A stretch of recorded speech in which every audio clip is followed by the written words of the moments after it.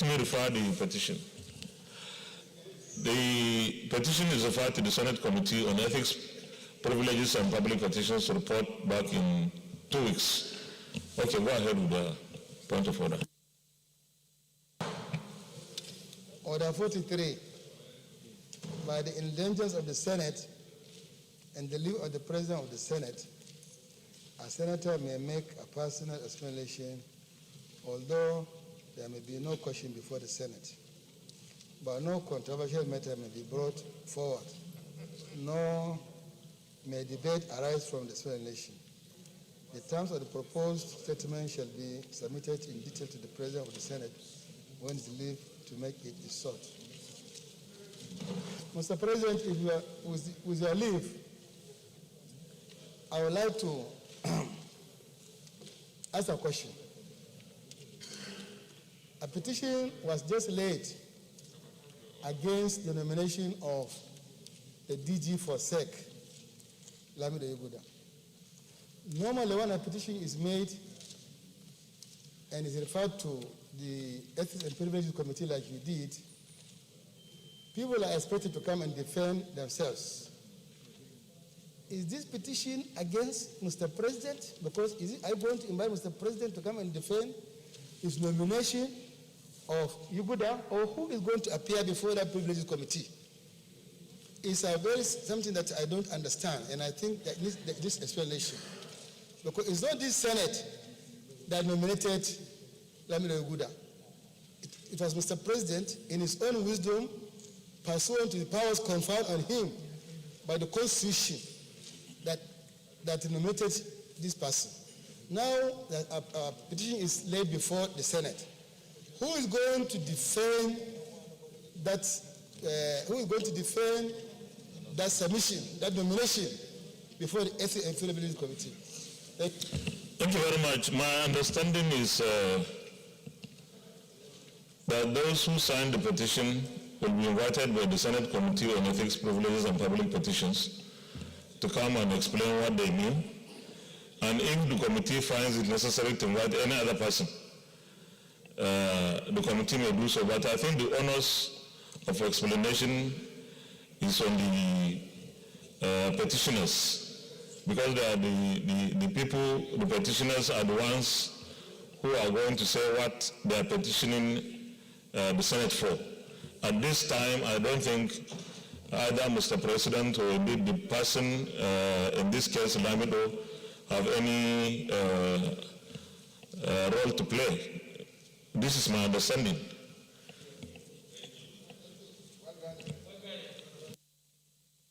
Senator Adamu Mohamed Bukachwa. Mr. President, sir, please permit me to speak without the mask on, because it makes me very uncomfortable. My name is Senator Adamu Mohamed Bukachwa from Bauchi North Senatorial District. I am standing on Order 43, sir. Personal explanation.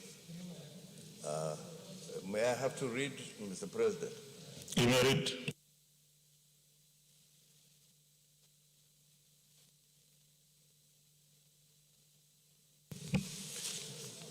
By the indulgence of the Senate and the leave of the President of the Senate, a senator may make a personal explanation, although there be no question before the Senate, but no controversial matter may be brought forward, nor may debate arise upon the explanation.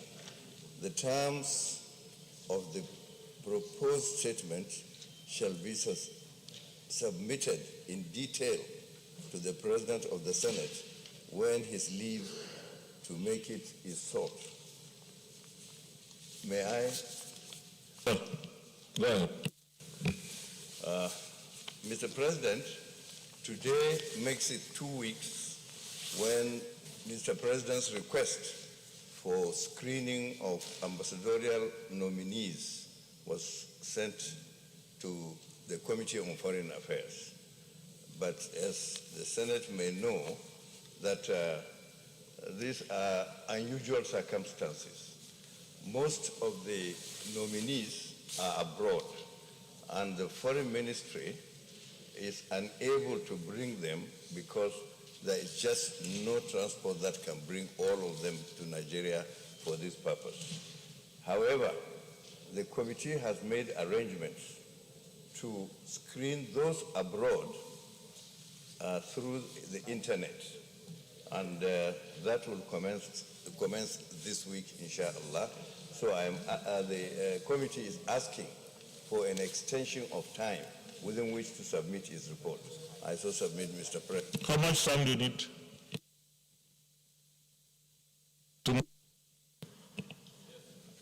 Okay, those in favor of his request, say aye, please.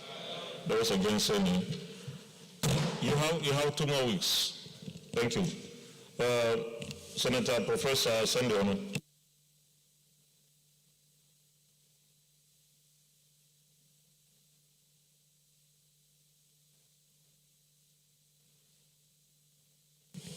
Thank you, Mr. President. I come under on this 42 and 52. The matter for discussion shall, if possible, be referred to the President of the Senate before commencement of the day sitting, and the President of the Senate shall refuse to allow the claim unless he is satisfied that the matter is definite and urgent. 52. Notice shall not be dispensed with in the case of a motion or in respect of any other proceeding for which notice is required except with the consent of the President of the Senate and the general consent of the Senate President. Mr. President, I intend to come by way of motion to address the increasing cases of rape and brutality against the girl child in Nigeria. I think, Mr. President, that the big voice of this Senate should rise once again in condemnation of this menace that is on the ascendancy. Thank you, Mr. President. Since you have come under orders 42 and 52, I will require the endorsement of at least 1/5 of senators here. So I will put the question. You have my endorsement, of course. Those in favor of the request of our colleague, Senator Sandiono, that we allow him to take his motion now, say aye. Those against, say nay. The ayes have it. Senator Sandiono. Thank you, Mr. President, and thank you, distinguished colleagues. The Senate notes that on Tuesday, 26 May 2020, a 16-year-old girl, Ms. Tina Ezekwe, was hit by a bullet when a trigger-happy policeman opened fire on a bus in Lagos. Efforts to save Tina proved futile as she passed on 2 days later at the hospital. Also notes that on Wednesday, 27 May 2020, a first-year undergraduate student of University of Benin, Ms. Uwa Omozuwa, was brutalized and raped at her church, where she went to study in the evening of that day. Aware that brutality and rape cases against the girl child in Nigeria are on the rise, with some of these cases reported and several others admittedly unreported. Further aware that the girl child has become clearly endangered in Nigeria. Worried that our young girls may no longer have the confidence to live their normal lives, the average young girl in Nigeria is obviously becoming terrified and scared to live with and trust her close male relatives and neighbors. Also worried that most Nigerian girls and women might have experienced one form of verbal and physical abuse or assault in their lifetime. Further worried that the negative physical, psychological, and emotional effects of rape and brutality on our young girls may impact them for the rest of their lives, with attendant consequences on their self-esteem and general productivity. Concerned that if proactive measures are not taken by the relevant authorities to curb these dastardly acts and bring the culprits to justice, the cases of sexual assault and brutality will rise even further. Further concerned that this will hinder our growth as a nation, and it is therefore our responsibility as leaders to rescue these young girls from the scourge of rape and brutality. The Senate accordingly resolves to 1. Condemn the killings of these young girls and call for the immediate arrest and prosecution of the perpetrators of these unwholesome acts. 2. Observe a minute's silence for Tina and Uwa and all those who have lost their lives from such brutality and rape. 3. Urge the federal government to stage a campaign against the increasing brutality and rape of the girl child. 4. Mandate the relevant security authorities to evolve proactive measures to checkmate these unfortunate occurrences. I so move, Mr. President. Senator Biodun Obejun.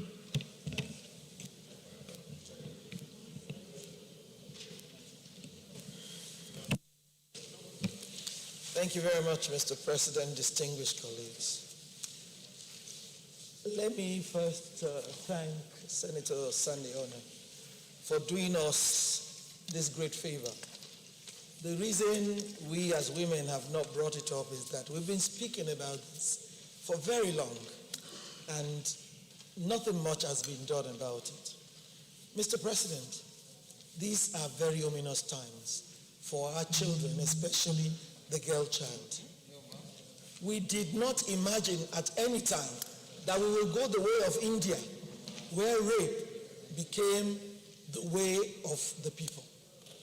Mr. President, if the authorities do not take serious action against rape, it will become a big scourge that will injure us down the line, because the girls are being attacked psychologically, and that is not good for this nation. Right now, Mr. President, we're dealing with one in my state, and it was perpetrated by a man who was in office against a person he took in as help.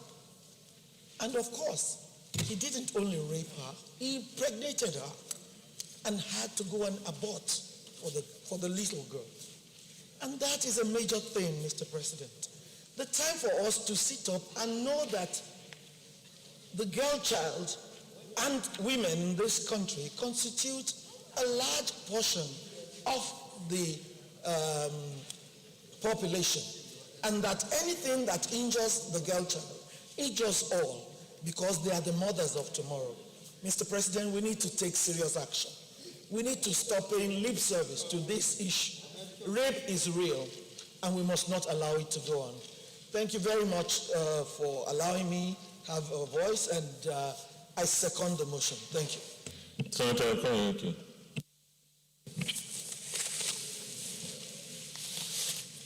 Thank you, Mr. President.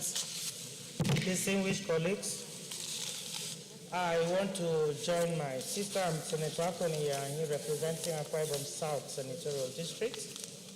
I want to join my sister to appreciate a good brother, a father that has risen to speak on behalf of the girl child today, Senator Sunday Ono. Mr. President, distinguished colleagues, we are all aware severally that this particular issue of rape has been raised in this hallowed chamber, and we've spoken against it severally. It's so rampant across Nigeria that men who are supposed to be fathers, who are supposed to be brothers, will see a little child and will violate such a child. That parents, a father will violate a daughter, a girl child. We have a case like that also in Akwa Ibom State that we are handling right now, where a father violated the little daughter. Mr. President, just like my sister has said, it is not just arresting the culprits, taking them to the police station, and probably eventually to the court, and few years of jail term will be given. that is not enough. We did raise it here sometimes ago, some months ago, that a severer penalty should be given to such a culprit. I strongly join the other people to speak against this deadly act, because it's destroying our children, our daughters that are supposed to be the mothers of tomorrow. I so support. Thank you. Senator Betty Apiafi.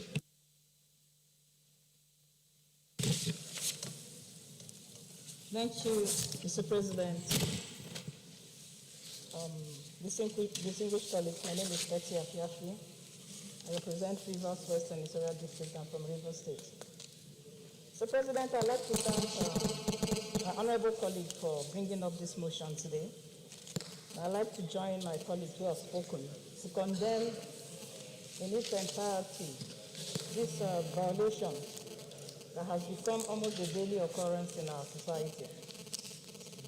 The story of the two young girls, and of course, the two young girls that we mentioned, and the young girl in Jigawa State, 12-year-old girl that was raped by several men, all happening within a month. It's rather frightening. It's not to talk about the issues that are not reported. These were issues that were reported. Mr. President, I know that NAPCIP has come up with the sexual offenders register, but like my honorable, distinguished colleague has said, stiffer penalties need to. Apart from stiffer penalties, I think we really need to come up with a stronger advocacy against rape, because it's really getting out of control. And because of the insecurity in the country, some people cannot even report when they are raped. They just have to keep silent about it. I'd like to join my colleagues and say that, yeah, we condemn in its entirety the increased incidence of rape in the country as we support. Senator Uche Ekunifo Lillian.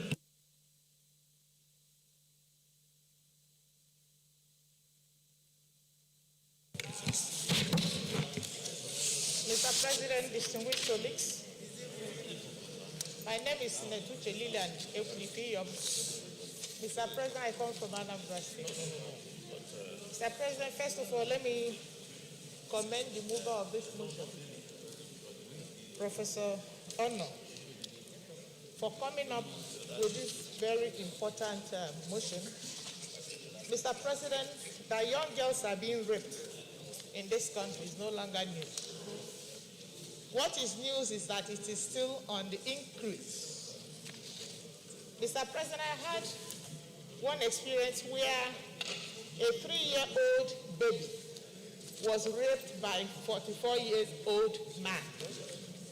A 3-year-old baby that the mother left with her grandmother and went to work.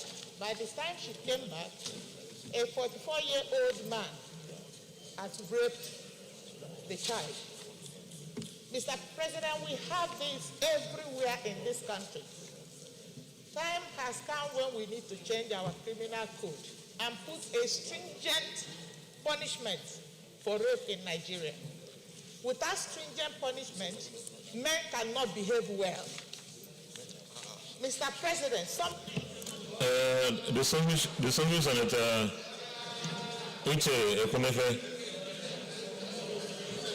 I think that is enough a message.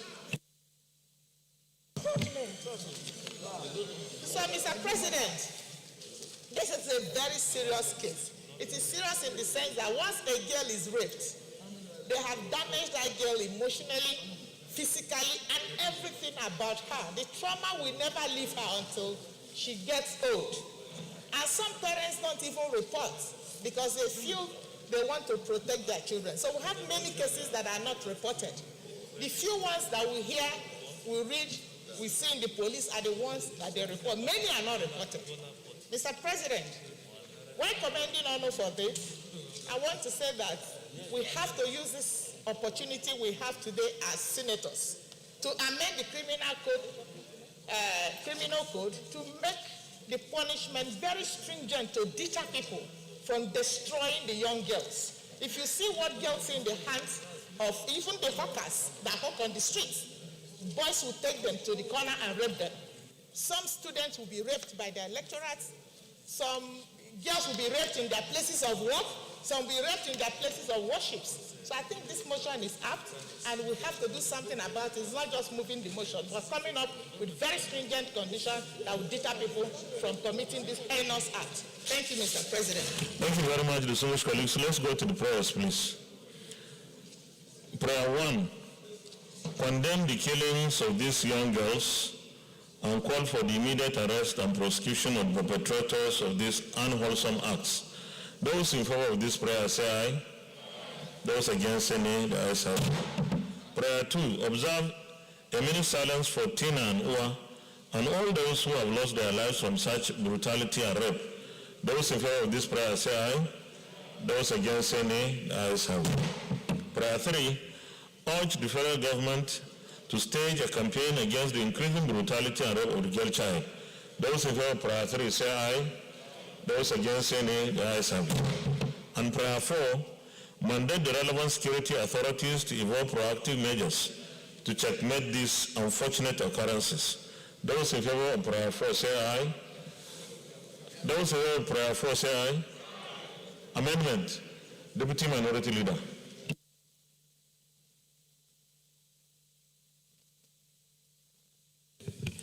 Mr. President, the amendment in that prayer is to urge security agencies to ensure the enforcement of the Child Right Act, which includes the forceful marriage that is affects the girl child. The forceful marriage should be strictly observed. And this is not an amendment, this is an additional prayer. Yes. You come under additional prayer. Those in favor of prayer 4 say aye. Those against say nay. The ayes have it. Additional prayer.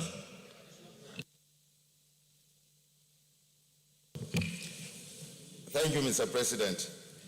That this Senate urged the security agencies to ensure the enforcement of the Child Right Act as it affects forceful marriage of the girl child. Any seconder? Senator Ayo Akinye. Thank you, Mr. President. I rise to support the additional prayer as moved by the Senate Deputy Minority Leader. Thank you. Those in favor of the additional prayer say aye. Those against say nay. The ayes have it. Additional prayer, Deputy Chief Whip. Thank you, Mr. President, distinguished colleagues. Additional prayer to read as follows. I'm Ali Sabi Abdullah, Niger North. Urge the state houses of assembly to consider amendment to the penal and criminal codes of their respective states to make rape cases punishment more stringent. Any seconder? The Senate Leader. I rise, Mr. President, to second the motion raised by the Deputy Majority Leader. Those in favor of the additional prayer by the Deputy Chief say aye. Those against say nay. The ayes have it. Thank you very much, distinguished colleagues. This is a motion sponsored by a professor, a he for a she, and all of us here are he's for she's. Even though the main contributors or female colleagues, but we stand together shoulder to shoulder on this, and I believe that we need to make the penalties for rape stiffer to be sufficient deterrent for those who are involved in this or who even aspire and desire to be involved.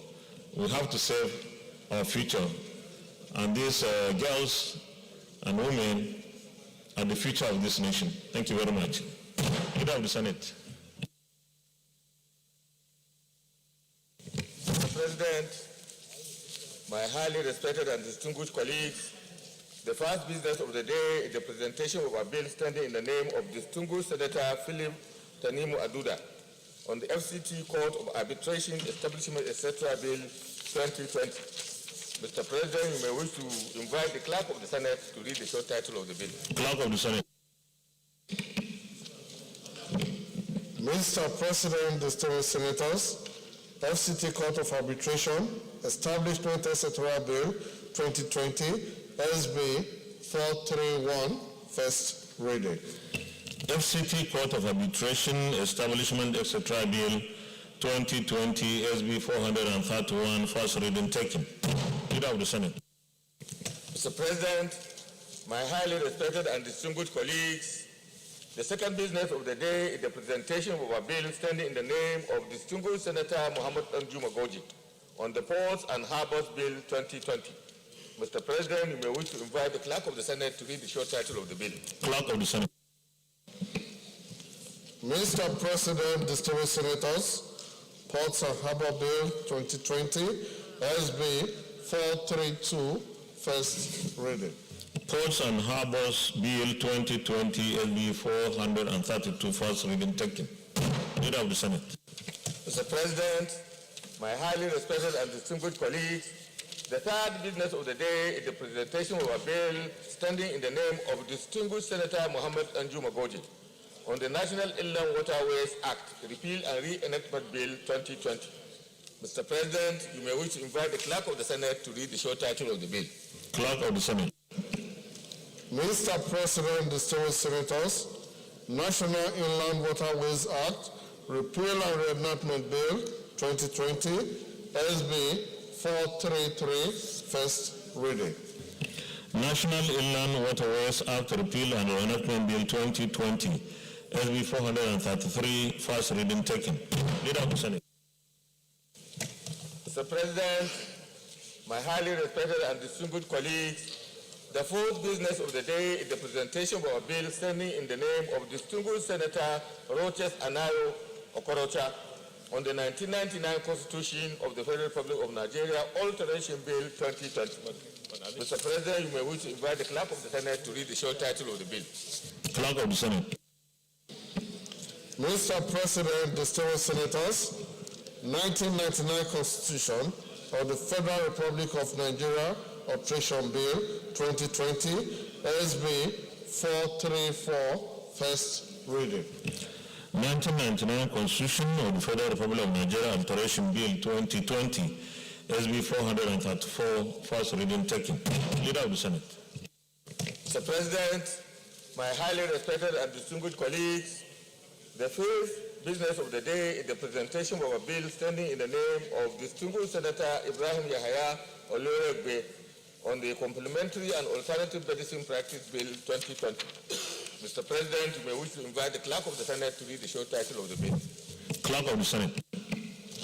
Mr. President, distinguished senators, Complementary and Alternative Medicine Practice Bill 2020, SB 425, first reading. Complementary and Alternative Medicine Practice Bill 2020, SB 425, first reading taken. Leader of the Senate. Mr. President, my highly respected and distinguished colleagues, the sixth business of the day is the presentation of the report of the Committee on Ethics, Privileges and Public Petition in respect of a petition from Bamba Adesanya San on behalf of Right Foods Limited against 7-Up Bottling Company PLC and Ziad Ma'alouf for allegedly threatening the internal security of the nation and existence of Right Foods Limited, Ososa, Ogun State. Mr. President, you may wish to invite distinguished Senator Patrick Akinyelure, Chairman of the committee, to move the motion for the Senate to receive the report. Senator Ayo Akinyelure Patrick. Thank you, Mr. President. Distinguished colleagues, my name remains Ayo Akinyelure, representing Ondo Central.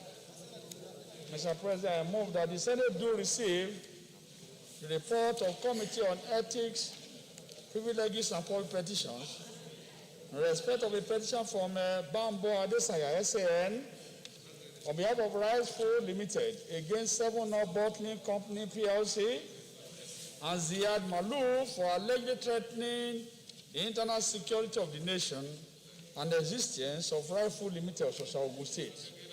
Mr. President, I rise to seek the indulgence of the Senate to lay this report. Thank you, Mr. President. Any seconder? Senator Danjumala.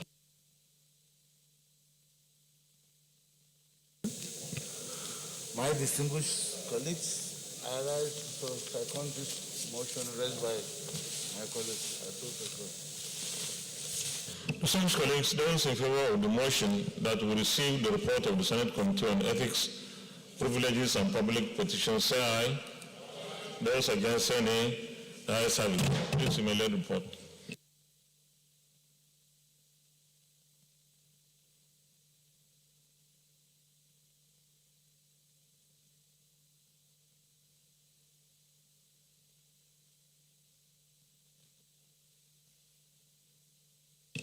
Thank you.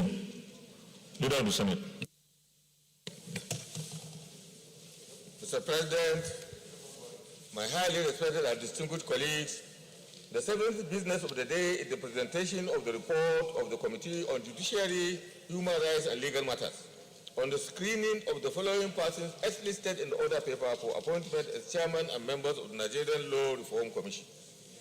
Mr. President, you may wish to invite distinguished Senator Opeyemi Bamidele, chairman of the committee, to move the motion for the Senate to receive the report.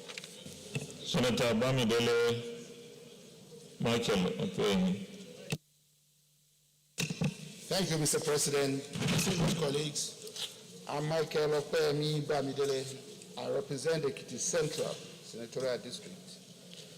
Mr. President, I move that the Senate do receive the report of the Committee on Judiciary, Human Rights and Legal Matters in the confirmation of the nominations of the following persons for appointment as chairman and members of the Nigerian Law Reform Commission. Mr. President, I seek the leave of the Senate to lay the report. Senator Yakubu Oseni, second the motion, please.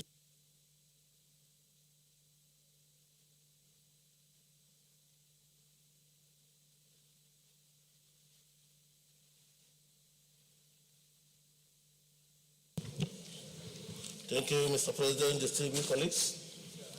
My name is Senator Yakubu Oseni, representing Kogi Central. I rise to second the motion that distinguished Senator Opeyemi should submit the report and be received by the Senate. Thank you. Distinguished colleagues, those in favor of the motion that the Senate receives the report of the Senate Committee on Judiciary and Legal Matters, say aye. Those against, say nay. The ayes have it. You may lead the report, please.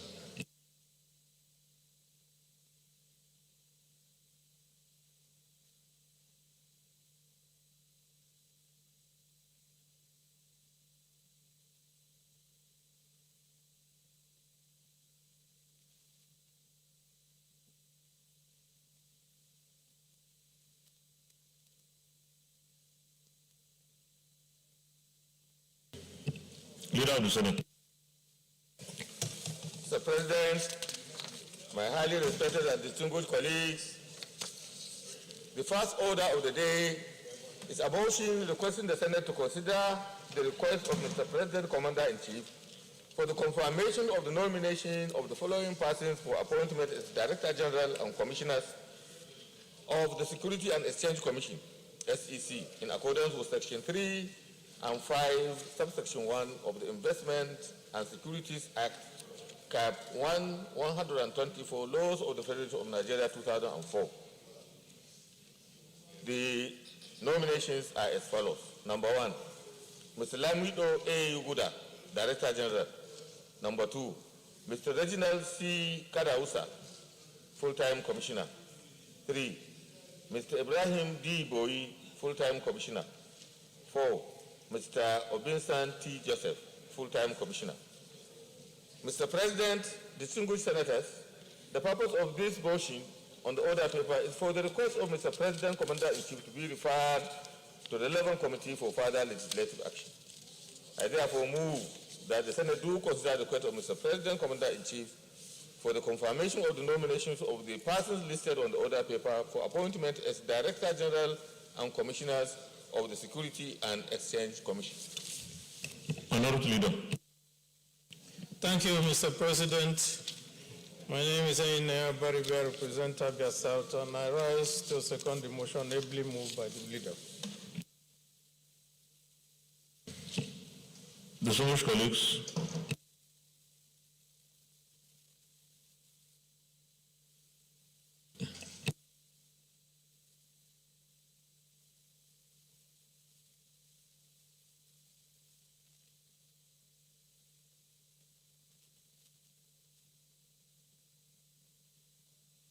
distinguished colleagues, those in favor of the motion moved by the Senate leader and seconded by the minority leader that we refer the request of Mr. President CNC to the appropriate committee.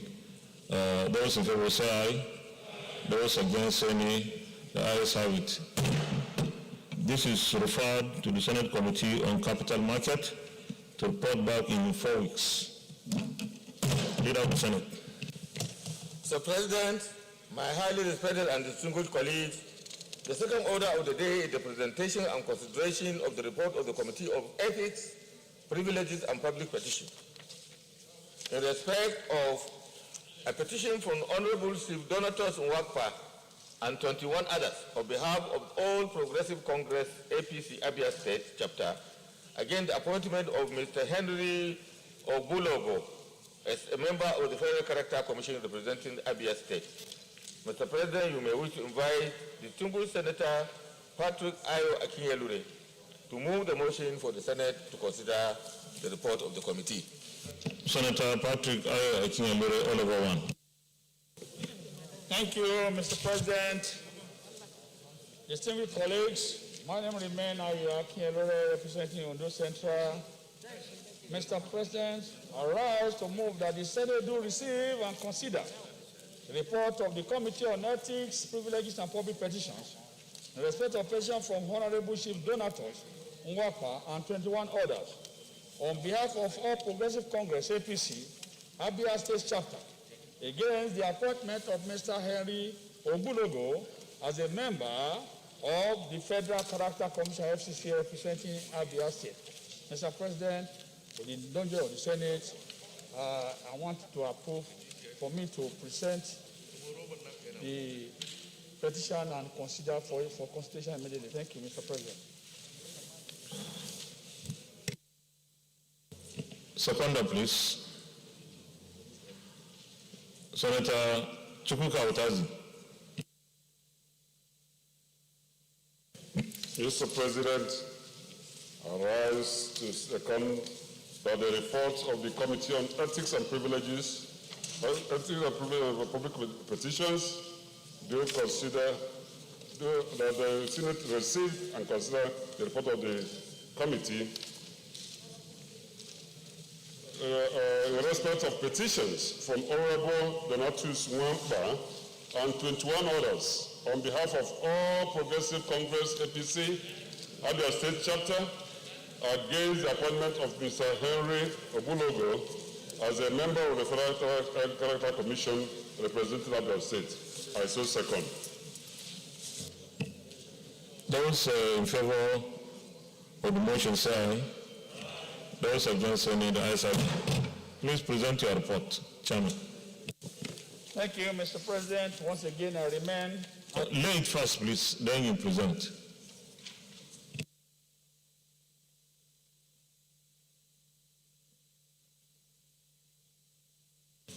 I hope the reports, the copies have been distributed. Okay. Then you can present, please.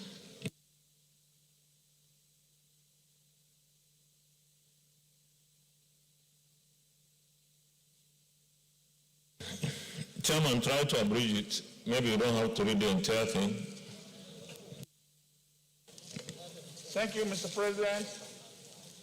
I remain Ayo Akinyelure, representing Ondo Central. Mr. President, the report of Committee on Ethics, Privileges and Public Petition in respect of a petition from Honorable Chief Donatus Nwakpa and 21 others on behalf of All Progressive Congress APC, Abia State Chapter, against the appointment of Mr. Henry Obulogo as a member of the Federal Character Commission representing Abia State.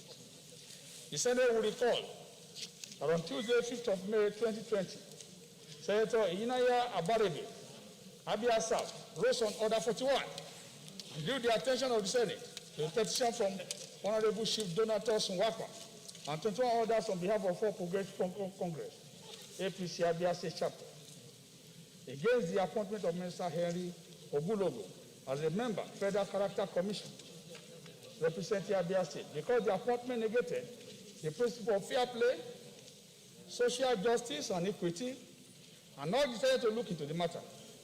In line with Order 41.3, the Senate referred the matter to the Committee on Ethics, Privileges, and Public Petitions for detailed investigation and further legislative action. Mr. President, on Senate referral to the committee invited both the petitioners and the respondents, and the following are our findings.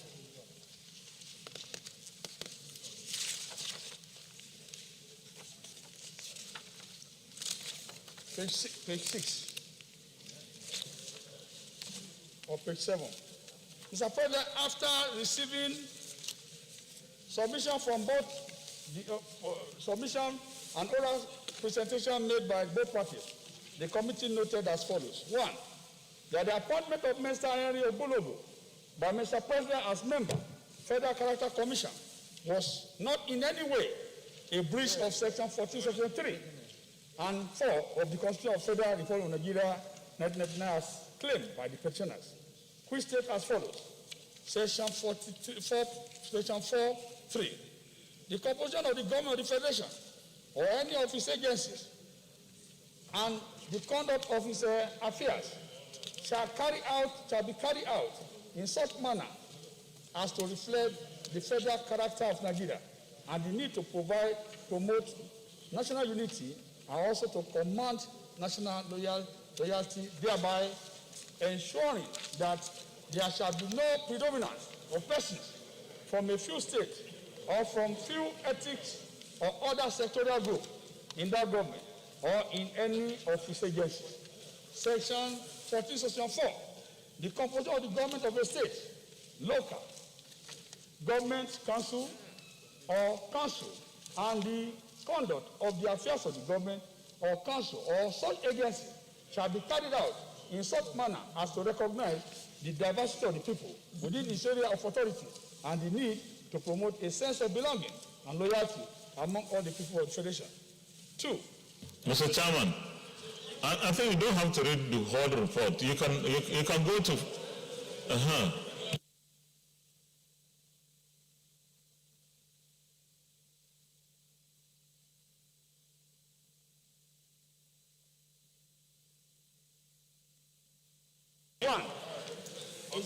One, that the Senate will commend Mr. President, Commander-in-Chief of the Armed Forces of the Federal Republic of Nigeria, for nominating Mr. Henry Ogulogo for appointment as a member of the Federal Character Commission, FCC, as a fit and proper person to serve in that capacity.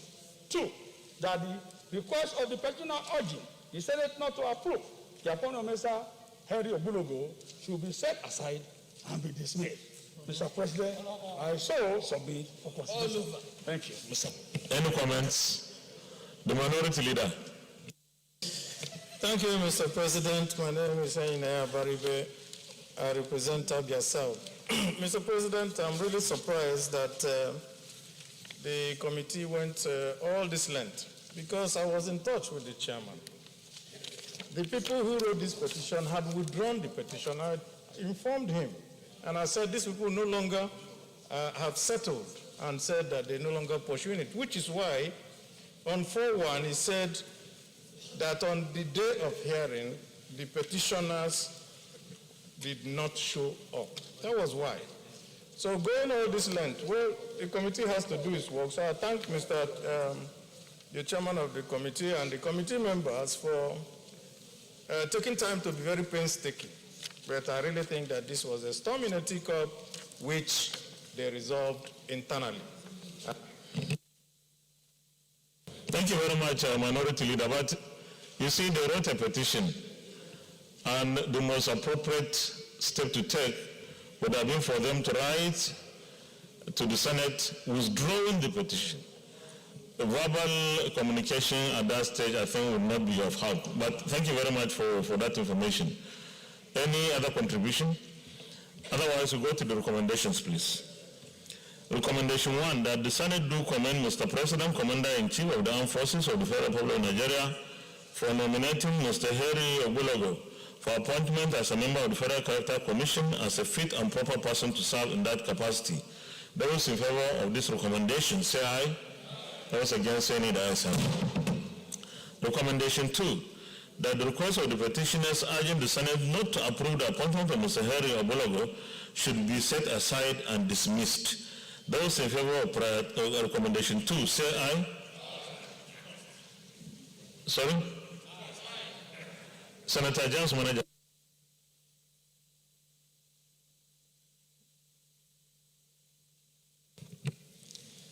This is the Senate of the Federal Republic of Nigeria. I agree this petition was submitted or presented by our leader here, the minority leader. I was in that particular meeting. This is a very frivolous petition. And in submitting or presenting petitions on behalf of our constituents, please, this is Senate. We are a very serious-minded assembly.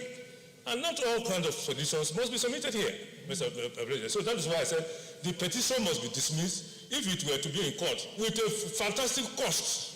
Thank you, Mr. This is not cost. This is not court. So what would it be in the Senate? What would it be now in the Senate?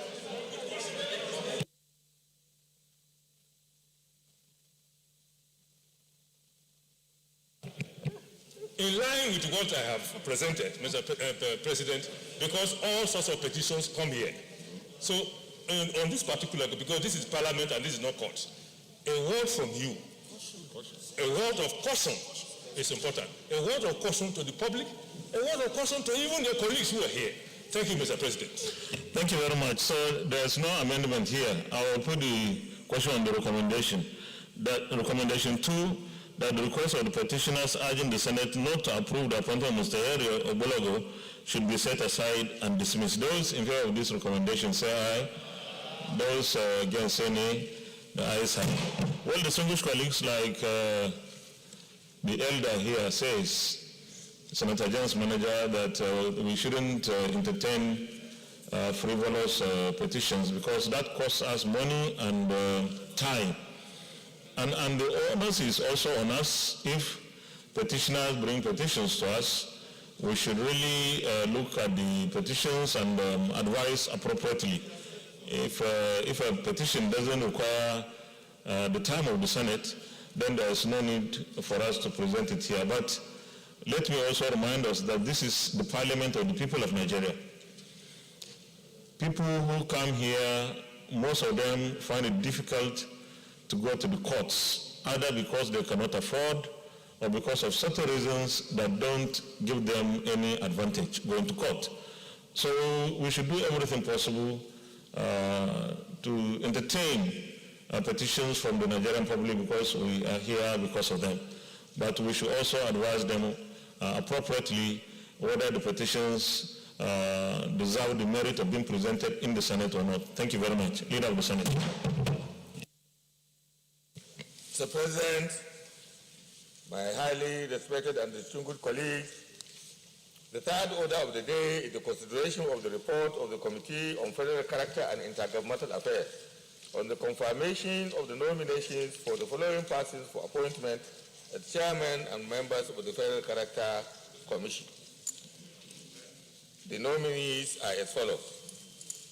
1, Dr. Mihiba Farida Ankaka, chairman, new appointment. 2, Honorable Henry Ogulogo, member, Abia, new appointment. 3, Dr. Salu Bello, member, Adamawa, new appointment. 4, Ogbon Ganwan Dora Daniel Ebom, member, Akwa Ibom, new appointment. 5, Reverend Ibibuachi Uche, member, Anambra, new appointment. 6, 6. Mohammed Tijani, member, Bauchi, new appointment. 7. Tony G. Okio, member, Bayelsa, new appointment. 8. Mr. Silas Imfa Makipa, member, Benue, new appointment. 9. Abba Alimongono, member, Borno, new appointment. 10. Mr. Inso Atangba, member, Cross River, new appointment. 11. Home Halimus Agoda, member, Delta, new appointment. 12. Home Tobia Chukwameka, member, Ebonyi, new appointment. 13. Ebontian Festus, member, Edo, new appointment. 14. Barrister Sesam Fatoba, member, Ekiti, new appointment. 15. Mrs. Ginika Florence Toh, member, Enugu, new appointment. 16. Hamza Mohammed, member, Gombe, new appointment. 17. Dr. Diogo Uche, member, Imo, new appointment. 18. Lawalia Uroni, member, Jigawa, new appointment. 19. Hadiza Usman Muazu, member, Kaduna, new appointment. Number 20. Muhammad Awal Neia, member, Kano, new appointment. 21. Hon Lawal Garba, member, Katsina, new appointment. 22. Abubakar Atikubunu, member, Kebbi, new appointment. 23. Pharmacist Idris Ene Bello, member, Kogi, new appointment. 24. Daniel James Kolo, member, Kwara, new appointment. 25. Are Mifta Bolaji, member, Lagos, new appointment. 26. Nasir Isa Korra, member, Nasarawa, new appointment. 27. Major General Suleiman Barau Said, retired, member, Niger, new appointment. 28. Abiodun Isiak Akilade, member, Ogun, new appointment. 29. Chief Olufemi Lawrence Omosanya, member, Ondo, new appointment. 30. Adeoye Abdulrazak Olalekan, member, Oshun, new appointment. 31. Professor Adeni Olofela, member, Oyo, new appointment. 32. Mr. Stephen A. James, member, Plateau, new appointment. 33. Wokocha Augustine, member, Rivers, new appointment. 34. Abdullahi Aminu Tafida, member, Sokoto, new appointment. 35. Alhaji Almuyau Daud Abubakar, member, Taraba, new appointment. 36. Honorable Jibril Megari, member, Yobe, new appointment. 37. Honorable Sani Garba, member, Zamfara, new appointment. 38. Senator Adamu Muhammad Sidi Ali, member, FCT, new appointment. The Chigu senators will recall that the report of the committee was laid on Thursday, 28 May 2020. Mr. President, may we invite the distinguished Senator Danju Matela La, chairman of the committee, to move the motion for the consideration of the report. Senator Danju Mala. Thank you. Mr. Chairman, before you start, this document, I think, is a lot. Thank you very much for a very thorough job. But I will advise that when we come to the presentation, summarize it so that we are able to finish with this. Thank you.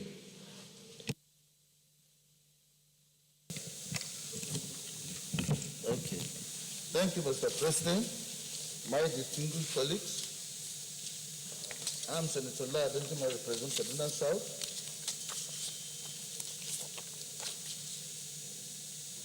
That the Senate do consider the report of the Committee on Federal Character and Intergovernmental Affairs in the confirmation of the nomination of the following persons for appointment as chairman, members of the Federal Character Commission. I so move.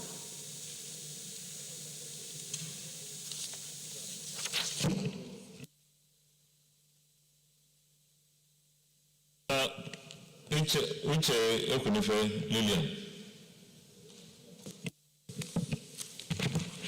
Mr. President, I rise to second the motion as moved by the chairman, Senate Committee on Federal Character. So second. Distinguished colleagues, those in favor of the motion say aye. Those against say nay. The ayes have it. Chairman, you may present the report. Thank you, Mr. President. My distinguished colleagues, I think I will start with the introduction. From the introduction, I move to recommendation straight.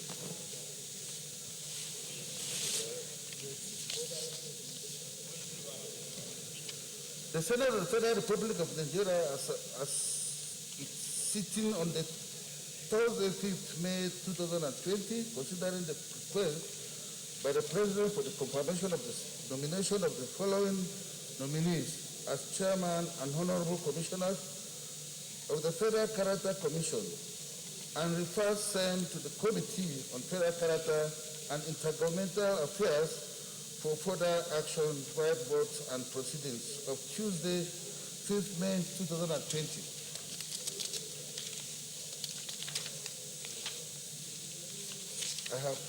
They've named all the members that were nominated, and all the members of the committee were also mentioned.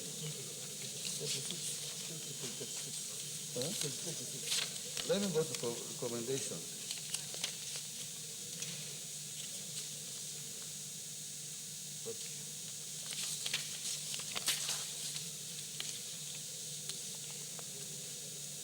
I have here with me, there's one of the nominees from Kwara, that is Daniel James Kolo,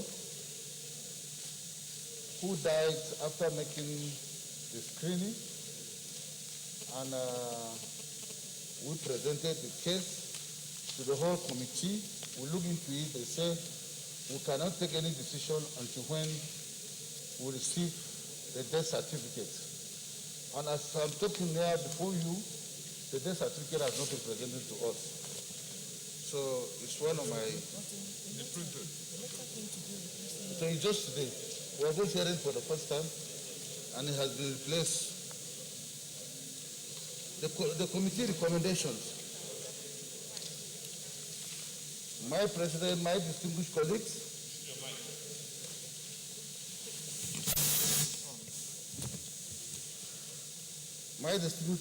the committee received 2 petitions. One from distinguished Senator Abarebe, Senate Minority Leader, and the other from APC, Abia State Chapter, Office of the State Chapter. Like that one of the APC has been taken care of. It has been taken care of. No, remaining one. That's the Senator Abaribe alleged that both the chairman and the secretary of the Federal Character Commission should not come from the north. The committee, however, wants the distinguished Senate to decide on this issue.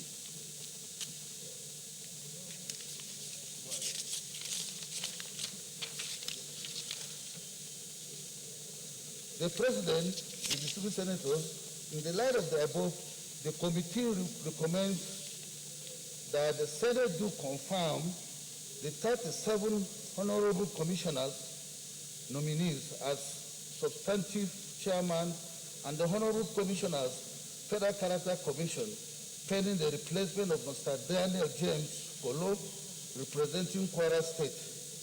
We so recommend.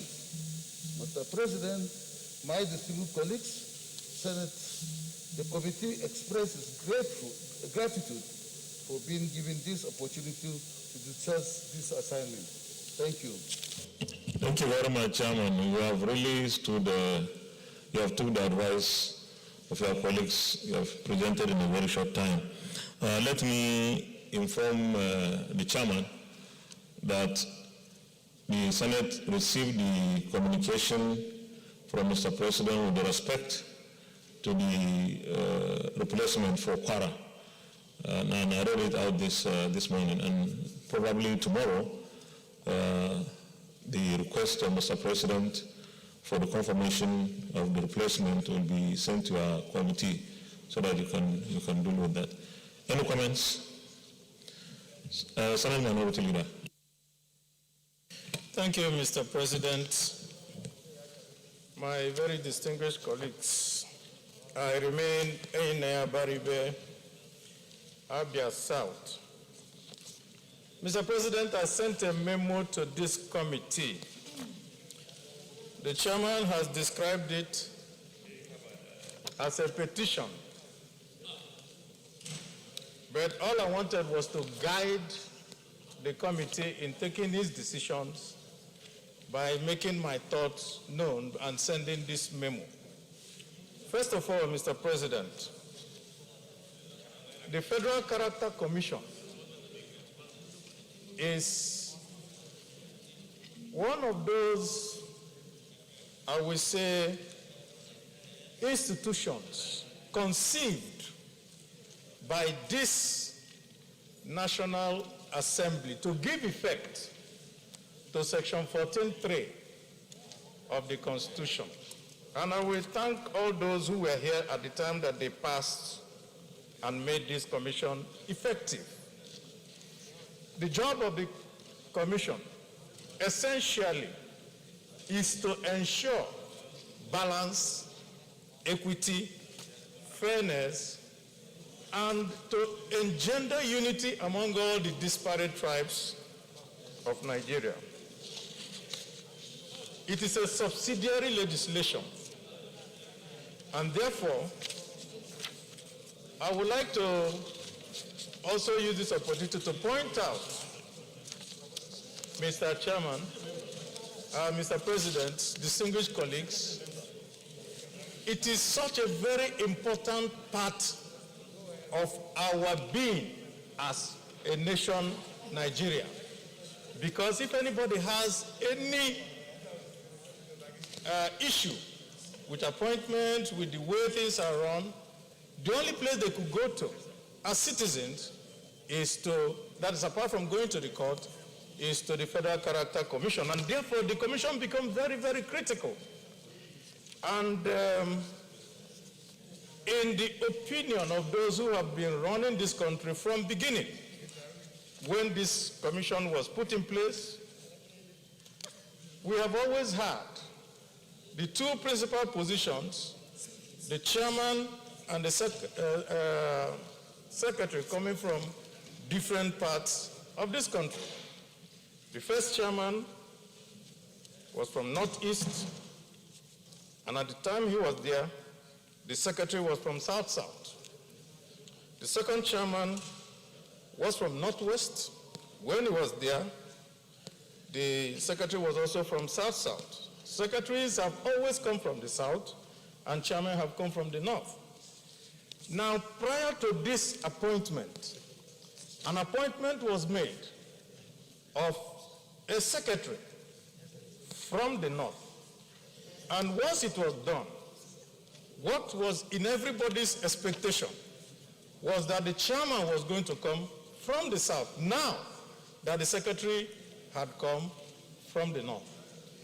And it was a surprise that another chairman also came from the, and therefore, trying to break these, I would say, settled matters that had been done for the convenience of Nigerians.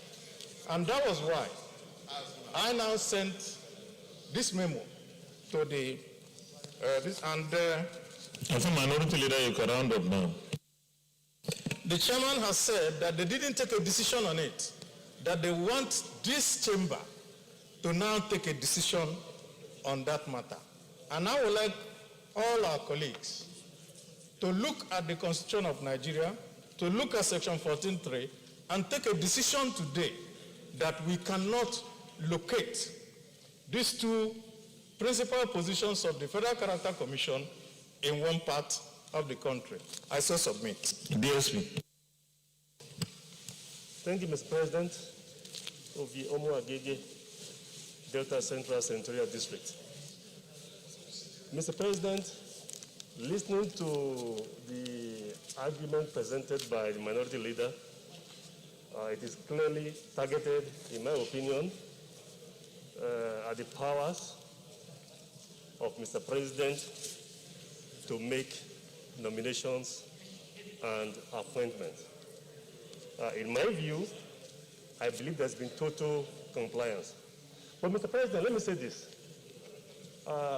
This issue raised has been in the public space for quite some time. I don't believe that we should spend too much time on this because I am aware, indeed most of us are aware, that the position of the secretary, the current occupant, is going to expire in, I believe, in a couple of months, less than a year. So to the extent that we have this consent, there be no vacancy at this time, I think we could bring this to the attention of Mr. President, and indeed I believe that some of us have already brought that, I can say, to the attention of Mr. President. And Mr. President has noted that, and when the vacancy occurs in less than a year, I think that will be corrected. I don't believe that we should be trashing this issue any further.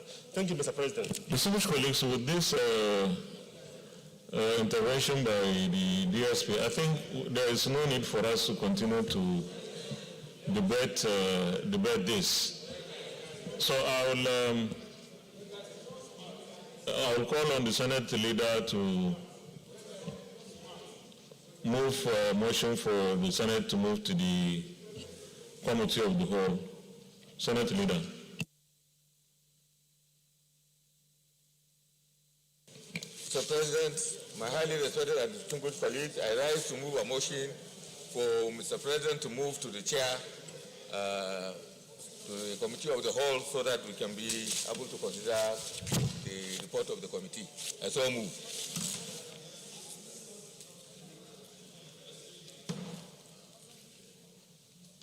Honorable Leader.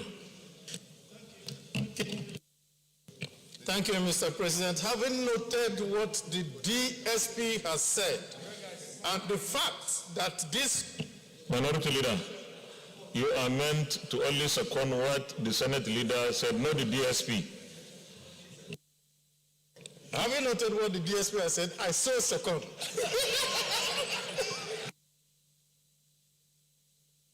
Distinguished colleagues, those in favor of the motion that the Senate is also to Committee of the Whole to consider the report, say aye.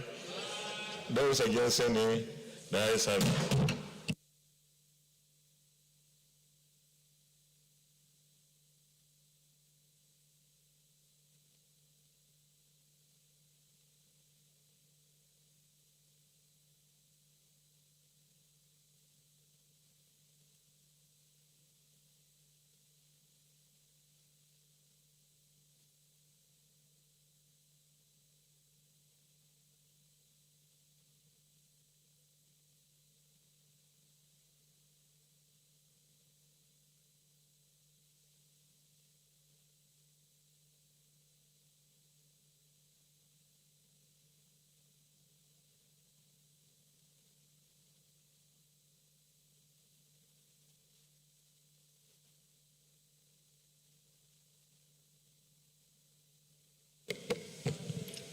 Distinguished colleagues, we will make will approve the nominations one after another.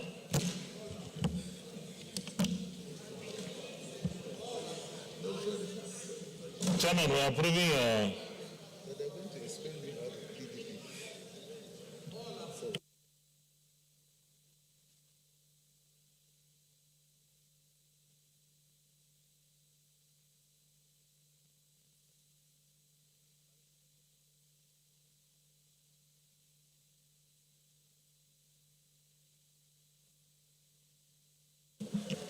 distinguished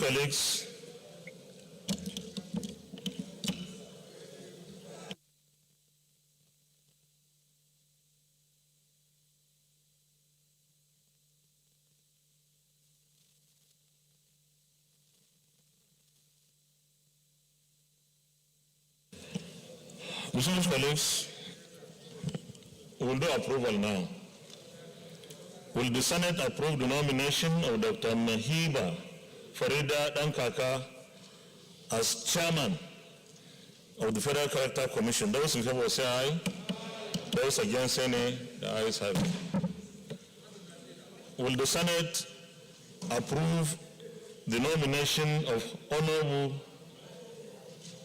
Henry Obulago as member of the Federal Character Commission? Those in favor say aye. Those against say nay. The ayes have it.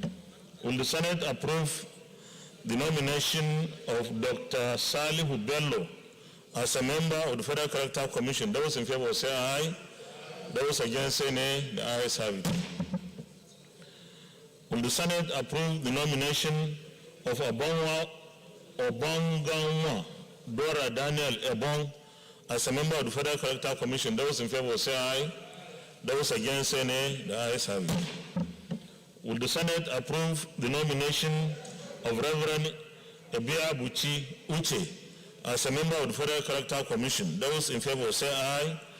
Those against say nay. The ayes have it. Will the Senate approve the nomination of Muhammad Tijani as a member of the Federal Character Commission? Those in favor say aye. Those against say nay. The ayes have it. Will the Senate approve the nomination of Tonye G. Okio as a member of the Federal Character Commission? Those in favor say aye. Those against say nay. The ayes have it. Will the Senate approve the nomination of Mr. Silas Mfa Machikpa as a member of the Federal Character Commission? Those in favor say aye. Those against say nay. The ayes have it. Will the Senate approve the nomination of Abba Ali Manguno as a member of the Federal Character Commission? Those in favor say aye. Those against say nay. The ayes have it. Will the Senate approve the nomination of Mr. Unso Atamba as a member of the Federal Character Commission? Those in favor say aye. Those against say nay. The ayes have it. Will the Senate approve the nomination of Honorable Moses Anoge as a member of the Federal Character Commission? Those in favor say aye. Those against say nay. The ayes have it. Will the Senate approve the nomination of Chief George Afeme Funa Osi as a member of the Federal Character Commission? Those in favor say aye. Those against say nay. The ayes have it. Will the Senate approve the nomination of Ametin Yang Festus as a member of the Federal Character Commission? Those in favor say aye. Those against say nay. The ayes have it. Will the Senate approve the nomination of Barrister Sesan Fatoba as a member of the Federal Character Commission? Those in favor say aye.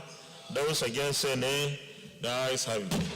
Will the Senate approve the nomination of Mrs. Ginika Florence Tor as a member of the Federal Character Commission? Those in favor say aye. Those against say nay. The ayes have it. Will the Senate approve the nomination of Hamza Mohammed as a member of the Federal Character Commission? Those in favor say aye. Those against say nay. The ayes have it.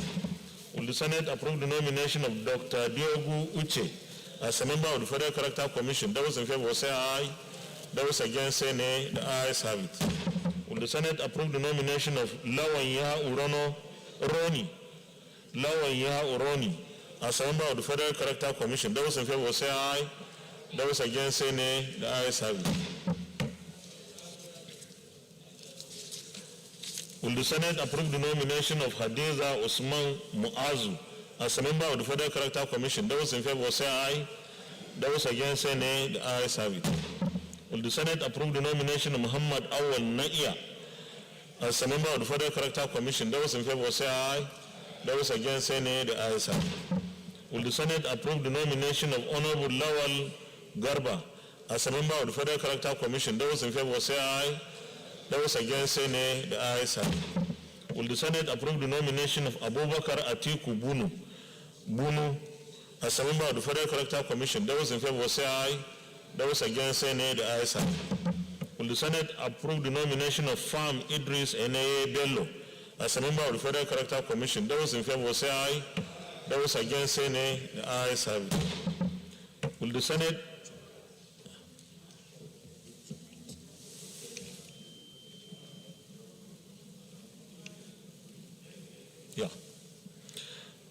while we are jumping the number 24, that's the dead one. Will the Senate approve the nomination of Abdul Wasiu Kayode Bawan Allah? Those in favor, as a member of the Federal Character Commission, those in favor say aye. Those against say nay. The ayes have it. Will the Senate approve the nomination of Barrister Alakai Toro Mamman? Those in favor say aye. Those against say nay. The ayes have it. Will the Senate approve the nomination of Major General Suleiman Barau Said, retired, as a member of the Federal Character Commission? Those in favor say aye. Those against say nay. The ayes have it. Will the Senate approve the nomination of Abiodun Isiak Akinlade as a member of the Federal Character Commission? Those in favor say aye. Those against say nay. The ayes have it. Will the Senate approve the nomination of Chief Olufemi Lawrence Omosanya as a member of the Federal Character Commission? Those in favor say aye. Those against say nay. The ayes have it. Will the Senate approve the nomination of Adewe Abdurazak Olaleko as a member of the Federal Character Commission? Those in favor say aye. Those against say nay. The ayes have it. Will the Senate approve the nomination of Professor Adeni Olowe Fela as a member of the Federal Character Commission? Those in favor say aye. Those against say nay. The ayes have it. Will the Senate approve the nomination of Mr. Stephen A. Jinks as a member of the Federal Character Commission? Those in favor say aye. Those against say nay. The ayes have it. Will the Senate approve the nomination of Wokocha Augustine as a member of the Federal Character Commission? Those in favor say aye. Those against say nay. The ayes have it. Will the Senate approve the nomination of Abdullah Aminu Tafida as a member of the Federal Character Commission? Those in favor say aye. Those against say nay. The ayes have it. Will the Senate approve the nomination of Alhaji Armaya Udauda Abubakar as a member of the Federal Character Commission? Those in favor say aye. Those against say nay. The ayes have it. Will the Senate approve the nomination of Honorable Jibril Megari as a member of the Federal Character Commission? Those in favor say aye. Those against say nay. The ayes have it. Will the Senate approve the nomination of Honorable Sani Garba as a member of the Federal Character Commission? Those in favor say aye. Those against say nay. The ayes have it. Will the Senate approve the nomination of Senator Adamu Muhammad Sidi Ali as a member of the Federal Character Commission? Those in favor say aye. Those against say nay. The ayes have it. Leader of the Senate. Plenary. Mr. President, my highly respected and distinguished colleague, I would like to move a motion for the chairman to resume progress, to resume plenary in order to report progress.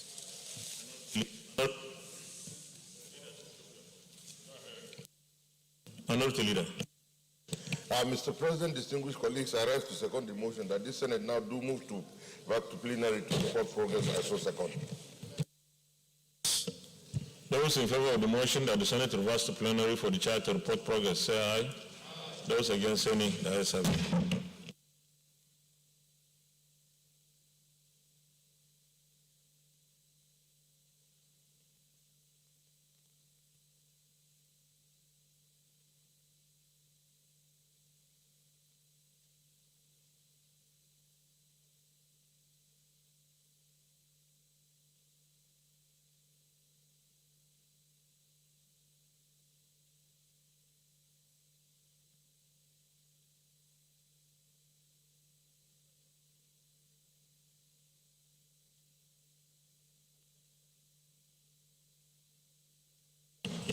Distinguished colleagues, the Senate and the Committee of the Whole considered the report of the Committee on Federal Character and Intergovernmental Affairs on the screening of Mr. President's nominees for appointment as chairman and members of the Federal Character Commission and approved the nominations of one Dr. Muhibba Farida Dankaka, chairman, Kwara, new appointment, Honorable Harry Obologo, member, Abia, new appointment, Dr. Salihu Bello, member, Adamawa, new appointment, Obong Gongwang Dora Daniel Ebong, member, Akwa Ibom, new appointment, Reverend Ibia Buche Uche, member, Anambra, new appointment, Mohammed Tijani, member, Bauchi, new appointment, Tonye G. Okio, member, Boelsa, new appointment, Mr. Silas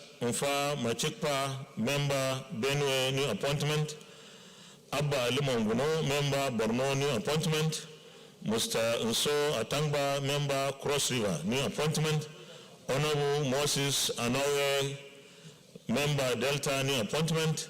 Chief George Afame Funa Osi, member Ebonyi, new appointment. Imu Tinyang Festus, member Edo, new appointment. Barrister Sesan Fatoba, new member Ekiti, new appointment. Mrs. Ginika Florence Tor, member Enugu, new appointment. Hamza Muhammad, member Gombe, new appointment. Mr. Diogu Uche, member Imo, new appointment. Lawanya Uroni, member Jigawa, new appointment. Hadiza Usman Muazu, member Kaduna, new appointment. Muhammad Awal Naia, member Kano, new appointment. Honorable Lawal Garba, member Katsina, new appointment. Abubakar Atiku Bruno, member Kebi, new appointment. Farm Idris Eneye Bello, member Kogi, new appointment. Abdul Wasiu Kayode Bawang Allah, member Lagos, new appointment. Barrister Alakai Toro Mamman, member Nasarawa, new appointment. Major General Suleiman Barrow Said, retired, member Niger, new appointment. Abiodi Isiak Akilade, member Ogun, new appointment. Chief Olufemi Lawrence Omosanya, member Ondo, new appointment. Adeoye Abdurazak Olalekon, member Oshun, new appointment. Professor Adeni Olo Fuela, member Oyo, new appointment. Mr. Stephen A. Jinks, member Plateau, new appointment. Wokocha Augustine, member Rivers, new appointment. Abdullahi Aminu Tafida, member Sokoto, new appointment. Alhaji Armayau Dauda Abubakar, member Taraba, new appointment. Honorable Jibr Megari, member Yobe, new appointment. Honorable Sani Garba, member Zamfara, new appointment. Senator Adamu Muhammad Sidi Ali, member FCT, new appointment. As chairman and members of the Federal Character Commission, is this a true reflection of what transpired in the Committee of the Whole? Yes. Thank you very much. We are going to confirmation.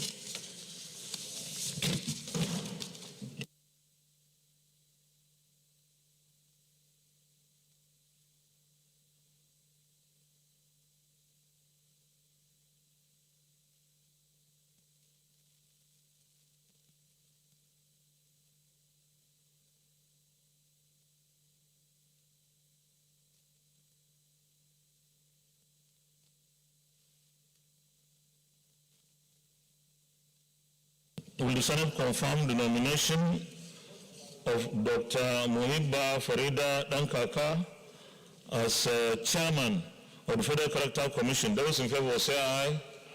Those against say nay. The ayes have it. Will the Senate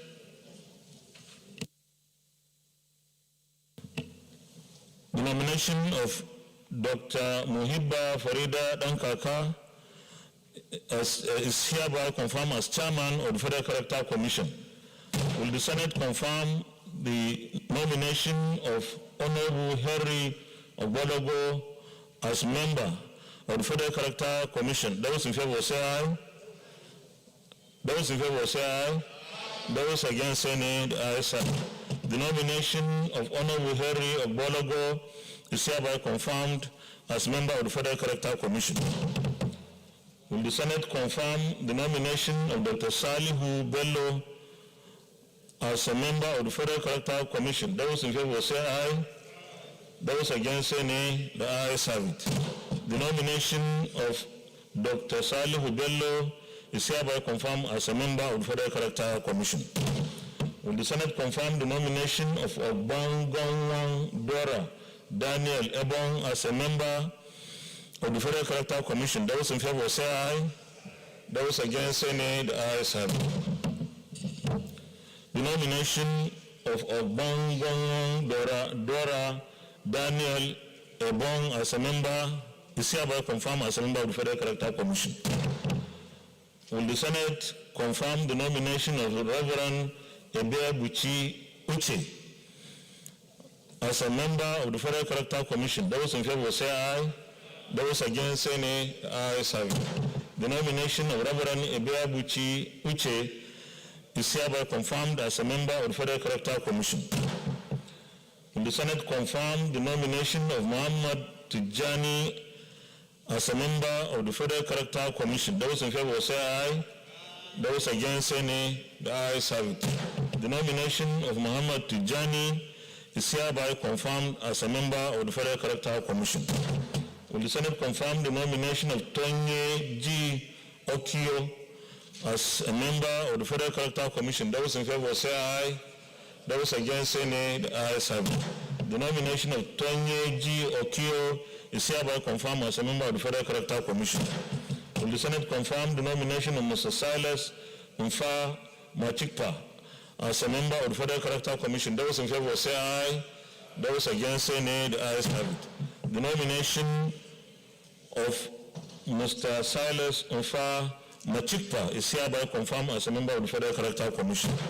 Will the Senate confirm the nomination of Abba Alimonguno as a member of the Federal Character Commission? Those in favor say aye. Those against say nay. The ayes have it. The nomination of Abba Alimonguno is hereby confirmed as a member of the Federal Character Commission. Will the Senate confirm the nomination of Mr. Nso Atangba as a member of the Federal Character Commission? Those in favor say aye. Those against say nay. The ayes have it. The nomination of Mr. Nso Atangba is hereby confirmed as a member of the Federal Character Commission. Will the Senate confirm the nomination of Honorable Moses Anoge as a member of the Federal Character Commission? Those in favor say aye. Those against say nay. The ayes have it. The nomination of Honorable Moses Anoge is hereby confirmed as a member of the Federal Character Commission.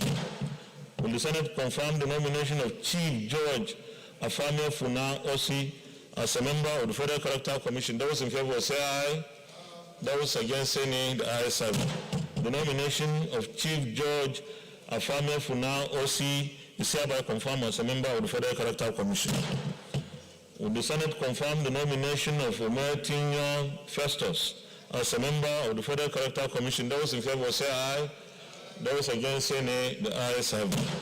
The nomination of Omertinho Festus is hereby confirmed as a member of the Federal Character Commission. Will the Senate confirm the nomination of Barrister Sesam Fatoba as a member of the Federal Character Commission? Those in favor say aye. Those against say nay. The ayes have it. The nomination of Barrister Sesam Fatoba is hereby confirmed as a member of the Federal Character Commission. Will the Senate confirm the nomination of Mrs. Ginika Florence To as a member of the Federal Character Commission? Those in favor say aye. Those against say nay. The ayes have it. The nomination of Mrs. Ginika Florence To is hereby confirmed as a member of the Federal Character Commission. Will the Senate confirm the nomination of Hamza Mohammed as a member of the Federal Character Commission? Those in favor say aye. Those against say nay. The ayes have it. The nomination of Hamza Mohammed is hereby confirmed as a member of the Federal Character Commission. Will the Senate confirm the nomination of Dr. Diogu Uche as a member of the Federal Character Commission? Those in favor say aye. Those against say nay. The ayes have it. The nomination of Dr. Diogu Uche is hereby confirmed as a member of the Federal Character Commission. Will the Senate confirm the nomination of Lawanya Uroni as a member of the Federal Character Commission? Those in favor say aye. Those against say nay. The ayes have it. The nomination of Lawanya Uroni is hereby confirmed as a member of the Federal Character Commission. Will the Senate confirm the nomination of Hadiza Usman Muazu as a member of the Federal Character Commission? Those in favor say aye. Those against say nay. The ayes have it. The nomination of Hadiza Usman Muazu is hereby confirmed as a member of the Federal Character Commission. Will the Senate confirm the nomination of Muhammad Awal Naia as a member of the Federal Character Commission? Those in favor say aye. Those against say nay. The ayes have it. The nomination of Muhammad Awal Naia is hereby confirmed as a member of the Federal Character Commission. Will the Senate confirm the nomination of Honorable Lawal Garba as a member of the Federal Character Commission? Those in favor say aye. Those against say nay. The ayes have it. The nomination of Honorable Lawal Garba is hereby confirmed as a member of the Federal Character Commission. Will the Senate confirm the nomination of Abubakar Atiku Bunu as a member of the Federal Character Commission? Those in favor say aye. Those against say nay. The ayes have it. The nomination of Abubakar Atiku Bunu is hereby confirmed as a member of the Federal Character Commission. Will the Senate confirm the nomination of Farm Idris Eneye Bello as a member of the Federal Character Commission? Those in favor say aye. Those against say nay. The ayes have it. The nomination of Farm Idris Eneye Bello is hereby confirmed as a member of the Federal Character Commission. Will the Senate confirm the nomination of Abdul Wasiu Kayode Bawan Allah as a member of the Federal Character Commission? Those in favor say aye. Those against say nay. The ayes have it. The nomination of Abdul Wasiu Kayode Bawan Allah is hereby confirmed as a member of the Federal Character Commission. Will the Senate confirm the nomination of Barrister Alakai Toro Mamman as a member of the Federal Character Commission? Those in favor say aye. Those against say nay. The ayes have it. The nomination of Barrister Alakai Toro Mamman is hereby confirmed as a member of the Federal Character Commission. Will the Senate confirm the nomination of Major General Suleiman Barau Said, retired, as a member of the Federal Character Commission? Those in favor say aye. Those against say nay. The ayes have it.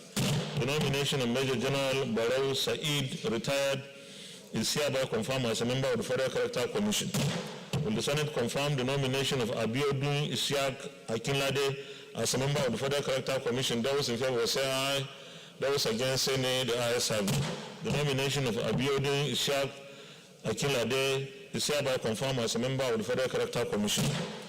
Will the Senate confirm the nomination of Chief Olufemi Lawrence Omosanya as a member of the Federal Character Commission? Those in favor say aye. Those against say nay. The ayes have it. The nomination of Chief Olufemi Lawrence Omosanya is hereby confirmed as a member of the Federal Character Commission. Will the Senate confirm the nomination of Adeoye Abdurazak Olalekon as a member of the Federal Character Commission? Those in favor say aye. Those against say nay. The ayes have it.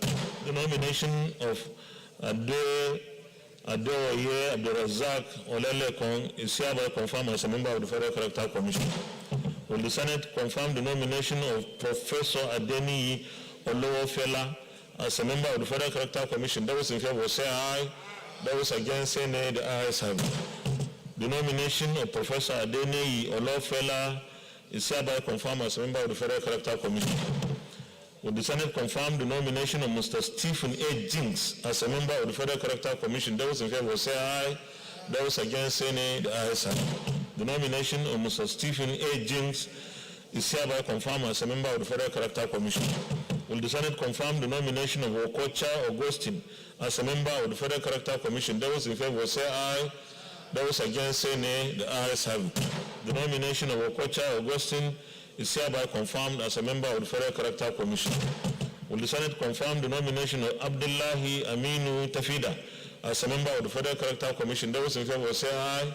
Those against say nay. The ayes have it. The nomination of Abdullahi Aminu Tafida is hereby confirmed as a member of the Federal Character Commission.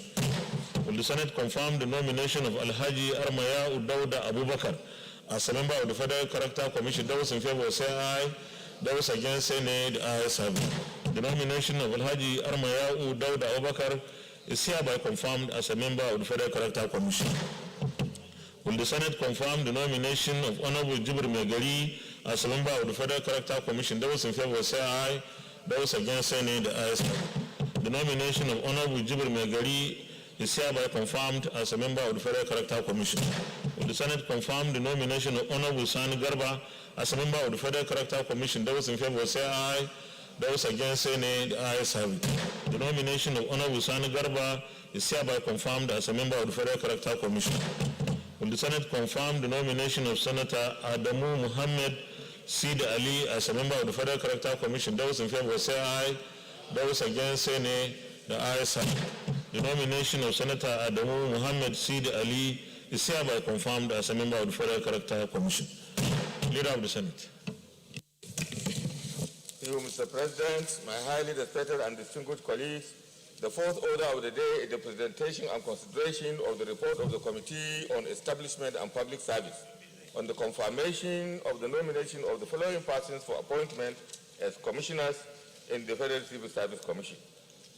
The nominees are as follows. Number 1, Dr. Frederick Ekwem, Commissioner, Imo and Abia, new appointment. Number 2, Dr. John Madugu, Commissioner, Benue Plateau and Nasarawa, renewal of appointment. Distinguished senators will recall that the request of Mr. President Commander-in-Chief was referred to the committee on Tuesday, 5th May 2020. Mr. President, you may wish to invite distinguished Senator Ibrahim Shekarau, Chairman of the committee, to move the motion for the presentation and consideration of the report.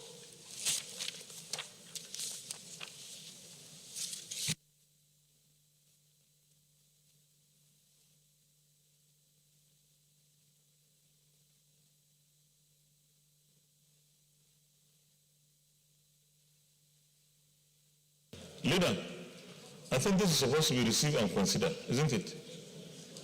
Yeah, he's around, but it's supposed to be received and considered. Okay. No, this in the chamber brief is presentation and consideration. I think Senator Ibrahim Shekarau, Chairman.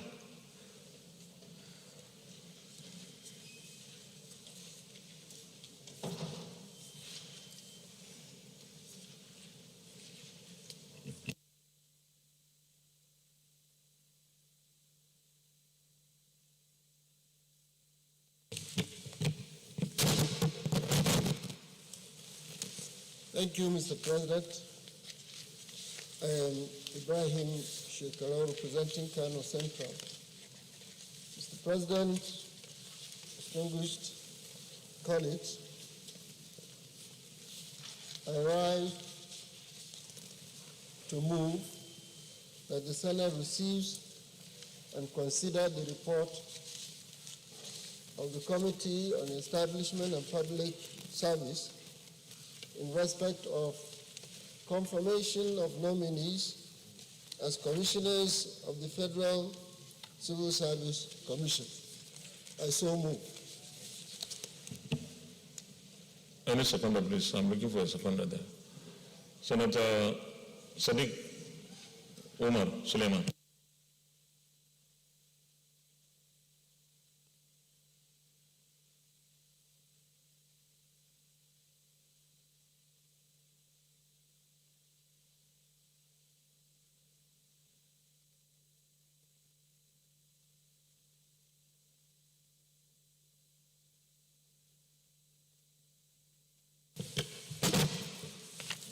Thank you, Mr. President. My distinguished colleagues, I'm Sadiq Sulaiman Umar. I represent the decent and good people of Kwara North. I rise to second that the report on the Committee on Establishment and Public Service be received and considered. I so second. Distinguished colleagues, those in favor of the motion that the Senate do receive and consider the report of our Committee on Establishment and Public Service, say aye. Those against, say nay. The ayes have it. You led the report, Chairman. You led the report first and then you present later.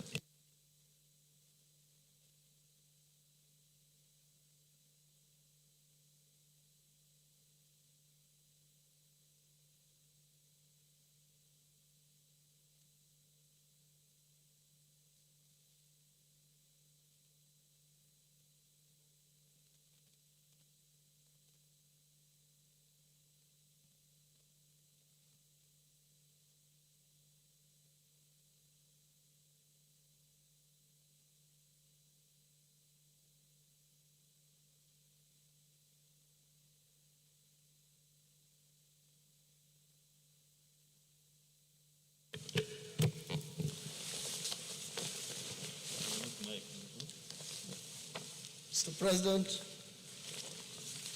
distinguished colleagues, the Committee on Establishment and Public Service, having screened the nominees, carefully scrutinized their credentials, and being satisfied with their performance, qualification, and competence, hereby recommends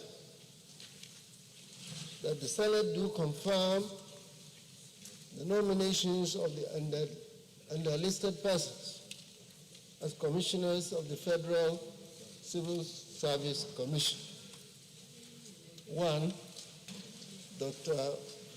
Frederick Onyama Ekwem.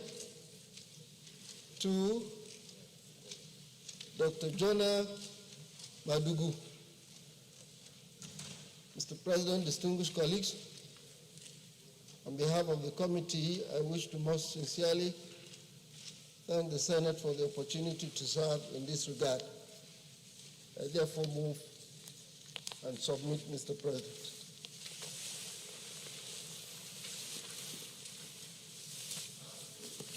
Any comments, please?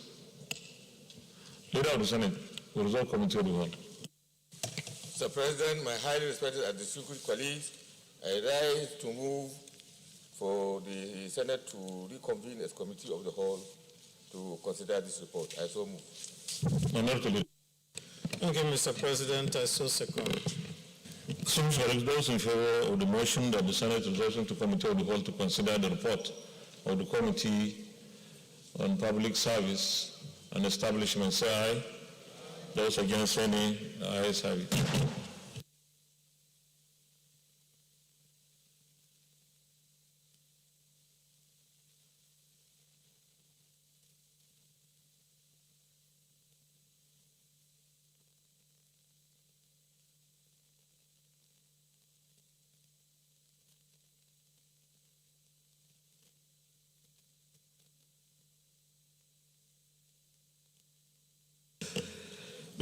Distinguished colleagues, we do approval. Will the Senate approve the nomination of Dr. Frederick O. Ekwem as Commissioner in the Federal Civil Service? Those in favor say aye. Those against say nay. The ayes have it. Will the Senate approve the nomination of Dr. John Madugu as Commissioner in the Federal Civil Service? Those in favor say aye. Those against say nay. The ayes have it. Leader of the Senate. Mr. Chairman, my distinguished colleagues, I rise to move a motion for Senate to reconvene at plenary in order to report progress.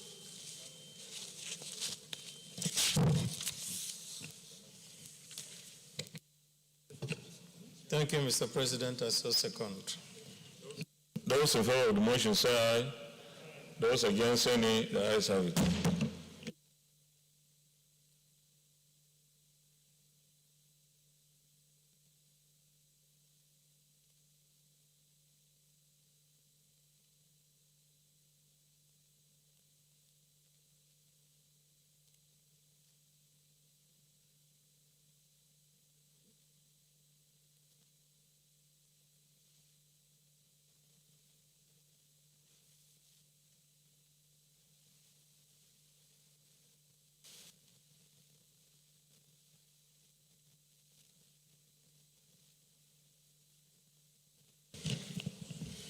The Senate and the Committee of the Whole considered the report of the Committee on Establishment and Public Service on the screening of Mr. President's nominees for appointment as Commissioners of the Federal Civil Service Commission and approved the nominations of Dr. Frederick O. Ekwem, Commissioner representing Imo and Abia, new appointment, and Dr. Jonah Madugu, Commissioner Benue, representing Benue, Nasarawa, and Plateau States, renewal as Commissioners of the Federal Civil Service Commission.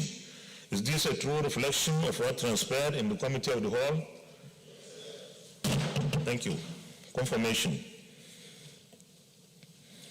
Will the Senate confirm the nomination of Dr. Frederick O. Ekwem as Commissioner in the Federal Civil Service Commission? Those in favor say aye. Those against say nay. The ayes have it. The nomination of Dr. Frederick O. Ekwem is hereby confirmed as Commissioner in the Federal Civil Service. Will the Senate confirm the nomination of Dr. Jonah Madugu as Commissioner in the Federal Civil Service Commission? Those in favor say aye. Those against say nay. The ayes have it. The nomination of Dr. Jonah Madugu is hereby confirmed as Commissioner in the Federal Civil Service Commission. Congratulations to both of them. We wish them very fruitful tenure and we urge them to continue to be fair in their representation of the clusters of states. Leader of the Senate. Thank you. Mr. President, my highly respected and distinguished colleagues, the fifth order of the day is the presentation and consideration of the report of the Committee of Finance on the 2020 to 2022 Medium-Term Expenditure Framework, MTEF, and Fiscal Strategy Paper. Distinguished senators will recall that the request of Mr. President Commander-in-Chief on the 2020 to 2022 Medium-Term Expenditure Framework and Fiscal Strategy Paper was referred to the committee on Thursday, 28 May 2020. Mr. President, you may wish to invite distinguished Senator Solomon Olamilekan Adiola, Chairman of the Committee on Finance, to move a motion for the Senate to receive and consider the report of the committee. Distinguished Senator Adiola Solomon Olamilekan. Thank you, Mr. President. Adiola Solomon Olamilekan, representing Lagos West Senatorial District.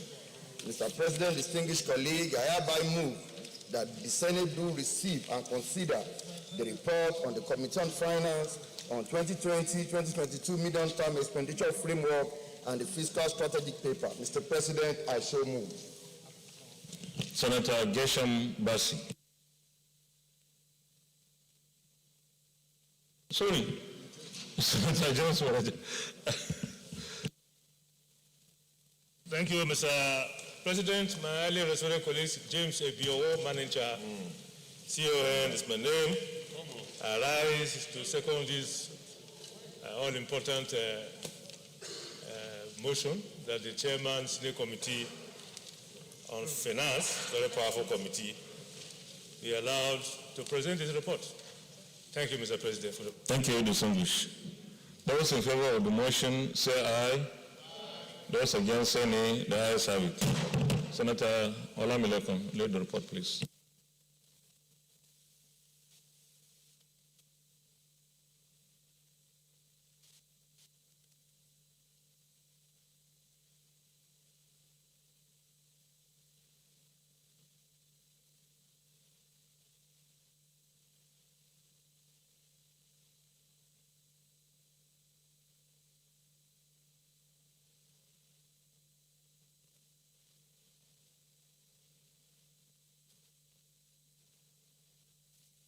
Chairman, you present the report.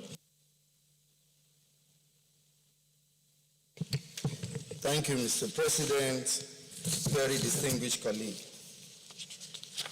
And Chairman, I want you to read all of it because this is very, very important so that we understand what you did. Thank you, Mr. President, distinguished colleague. The report of the Committee on Finance on the 2020-2022 Medium-Term Expenditure Framework, MTEF, and the Fiscal Strategic Paper. Mr. President, the Senate at the sitting on Thursday, 28 May 2020, considered the request of Mr. President, Commander-in-Chief of the Armed Forces, Federal Republic of Nigeria, on the 2020-2022 Medium-Term Expenditure Framework, MTEF, and Fiscal Strategic Paper, and refer same to the Committee on Finance for further legislative action.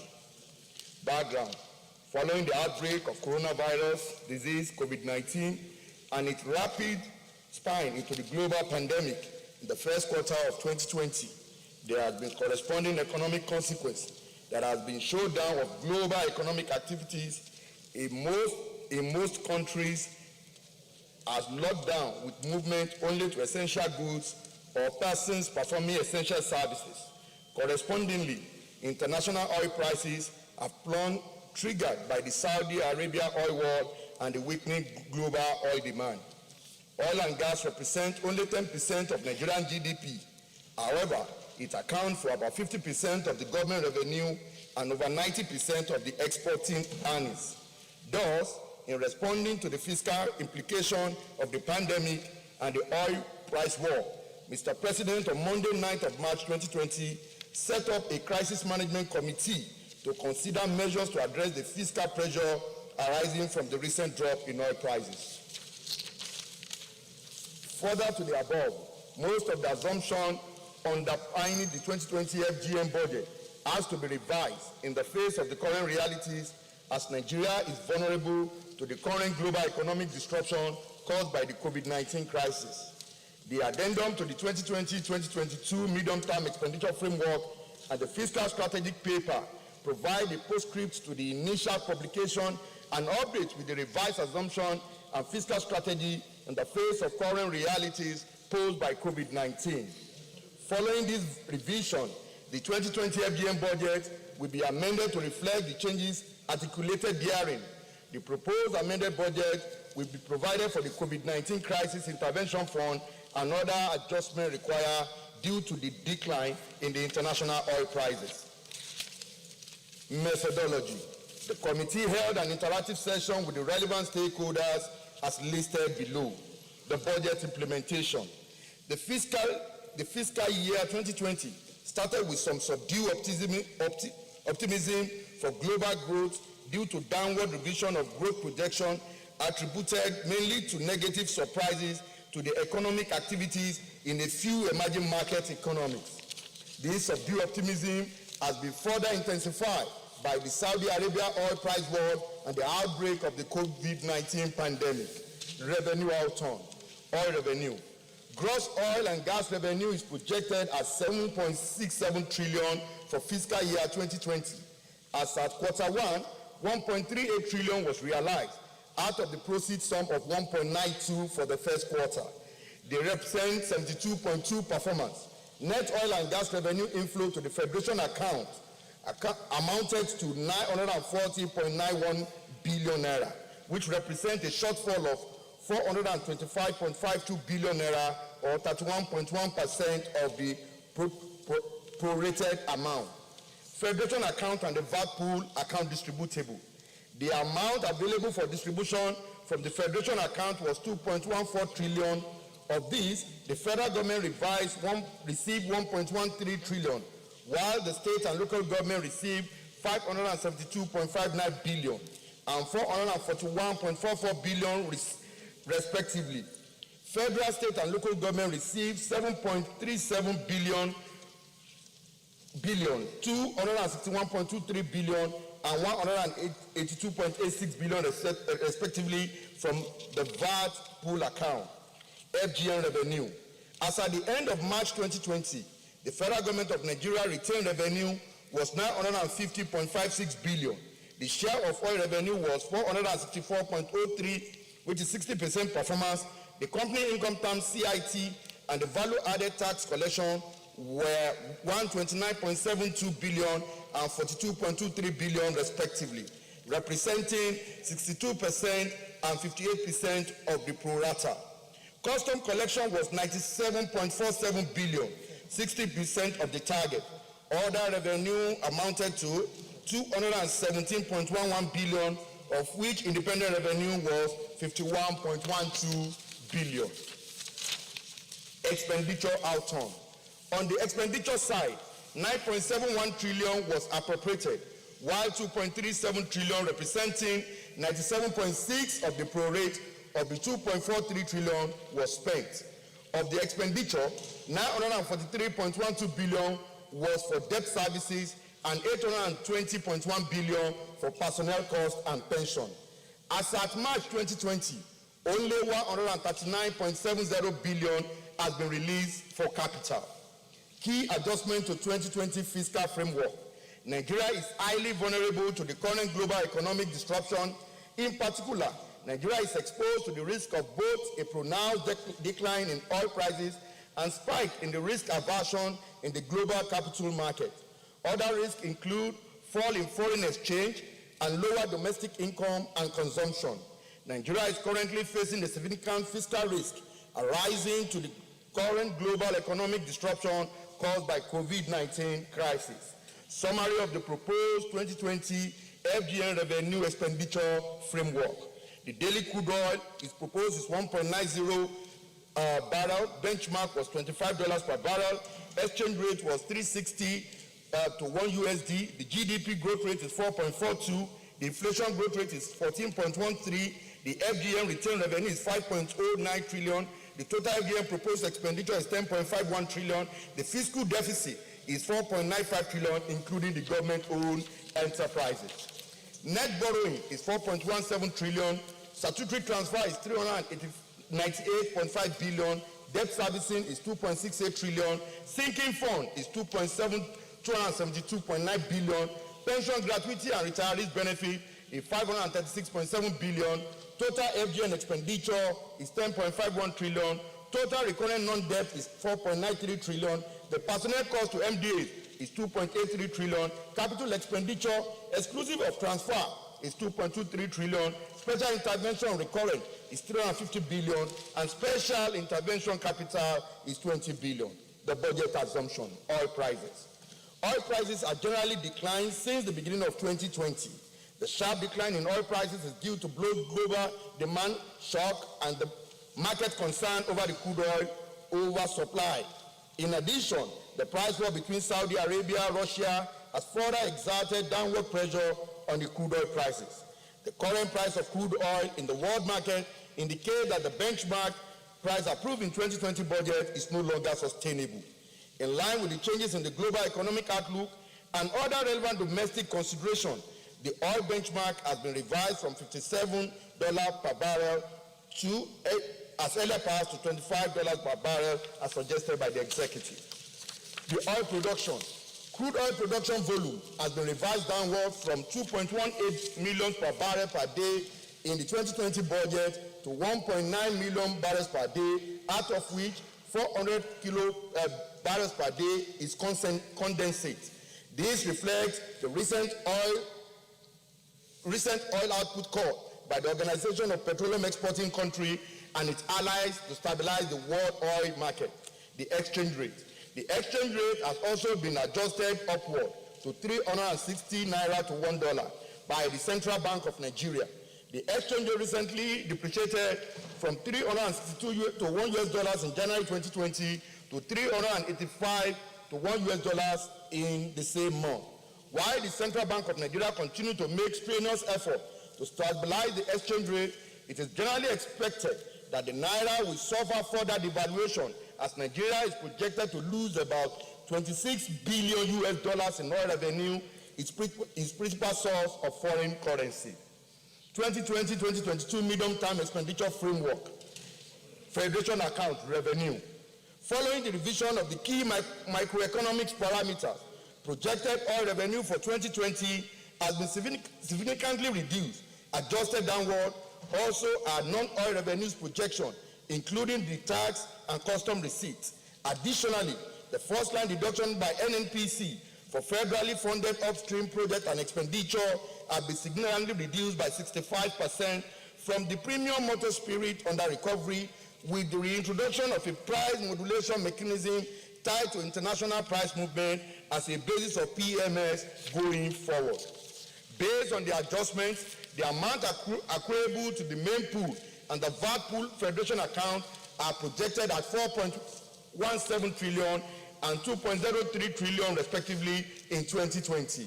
The share of oil revenue is about 40.7% of the federation account receipt. Other components of the federation account revenue include revenue from corporate income tax, 1.69 trillion, custom revenue, 929.27 billion, special levy, 141.15 billion, solid mineral resources, 3.91 billion, and the special account of 10.68 billion. Revenue framework. The aggregate revenue available to fund the 2020 budget is now projected at 5.09 trillion, or 2.78 trillion less than 2020 budget passed by the National Assembly. 26.6% of this projected to come from oil-related sources, while the balance is to be earned from the non-oil sources. The provision for the stamp duty is reduced to 200 billion from the sum of 463.95 billion, while signature bonus is reduced down to 350.52 billion from 950 billion. With the retained revenue of 10 major government-owned enterprises, the GOEs, the aggregate FGN revenue is projected at 5.56 trillion. Expenditure framework. The federal government expenditure budget, include grants and donors funding, is estimated at 10.51 trillion, inclusive of projected tied loan financial project and the expenditure of the 10 government-owned enterprises. down from 10.59 trillion in 2020 Appropriation Act.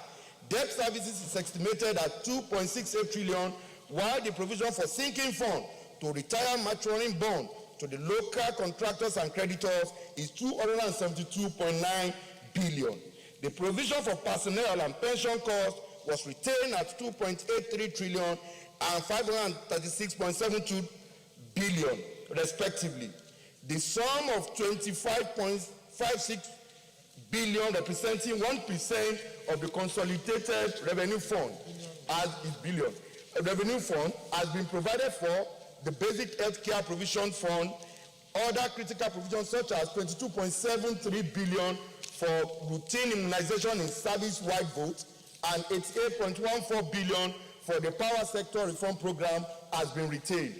The aggregate amount available for capital expenditure, exclusive of capital and statutory transfer in the revised 2020 budget, is 2.23 trillion for the MDAs, 100.03 billion for the COVID-19 expenditure, 20 billion for the capital component of the special intervention program, 274.85 billion for other capital supplementation, 114.17 billion capital budget of the 10 GOEs, and 42.96 billion for the donor grant-funded expenditure, and 387.30 billion for funded by the project-tied loans, fiscal deficit and deficit financing. Following the revision to the projected revenue and planned expenditure, the fiscal deficit is estimated at 4.58 trillion in 2020 budget framework passed by the National Assembly, when the revenue and expenditure of the GOE is well as expenditure finance from the projected tied loan will be captured in the FGM budget. The aggregate fiscal deficit for 2020 will be 4.95 trillion, which is 3.55 of the GDP. The deficit will largely be financed by the new borrowing estimated at 4.17 trillion. It is expected that 1.98 trillion of the new borrowings will be from external multilateral concessional sources, mainly the IMF, the World Bank, the African Development Bank, and the Islamic Bank.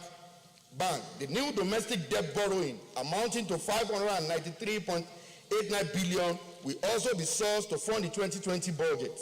In addition, 126.04 billion will be derived from privatization proceeds.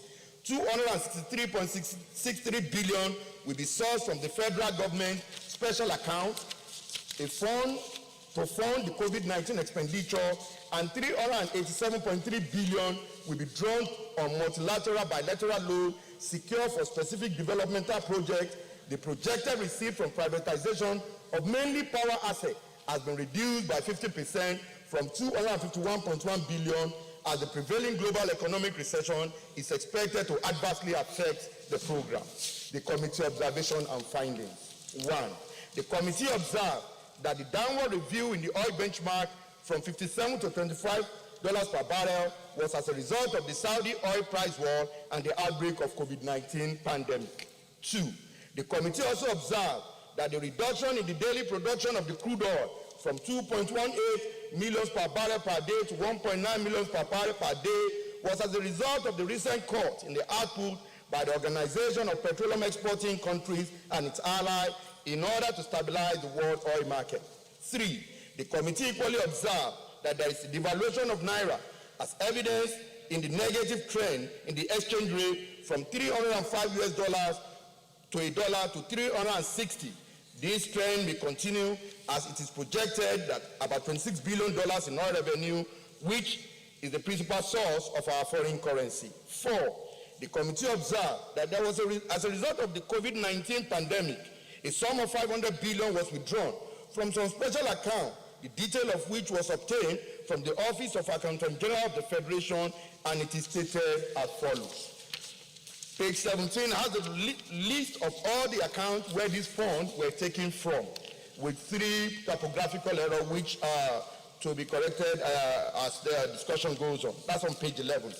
And the total amounting to 500 billion. The utilization of this fund, as explained by the Honorable Minister, is as follows. 186 billion for upgrading the healthcare infrastructural facilities and operation nationwide, including grants to support state government in providing healthcare facility. 110 billion for the construction of rural roads, 50 billion for smallholder farmers program, 50 billion for social housing program, 20 billion to support the medium, small, and medium-scale job, 120 billion for social support and palliative. 5.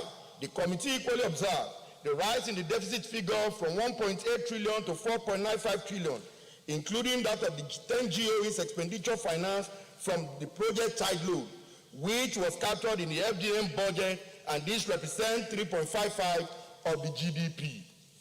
The committee noticed that the reduction in the projected revenue of the Nigerian custom from 1.5 billion to 950 billion. This reading adduced was largely related to the current COVID-19 pandemic and the various trade agreements, as well as the various stringent measures put in place by every country of the world in response to the COVID-19 pandemic. The committee also observed that the non-oil revenue, which include the company income tax, the value-added tax, and the stamp duty that are all collected by the Federal Inland Revenue Services, was accordingly reduced. The committee observed that the first-line deduction of the Nigerian Petroleum Corporation for federally funded upstream project and expenditure has been reduced to 65%. That is from 1.2 trillion to 442 billion by 55%, not to 65%.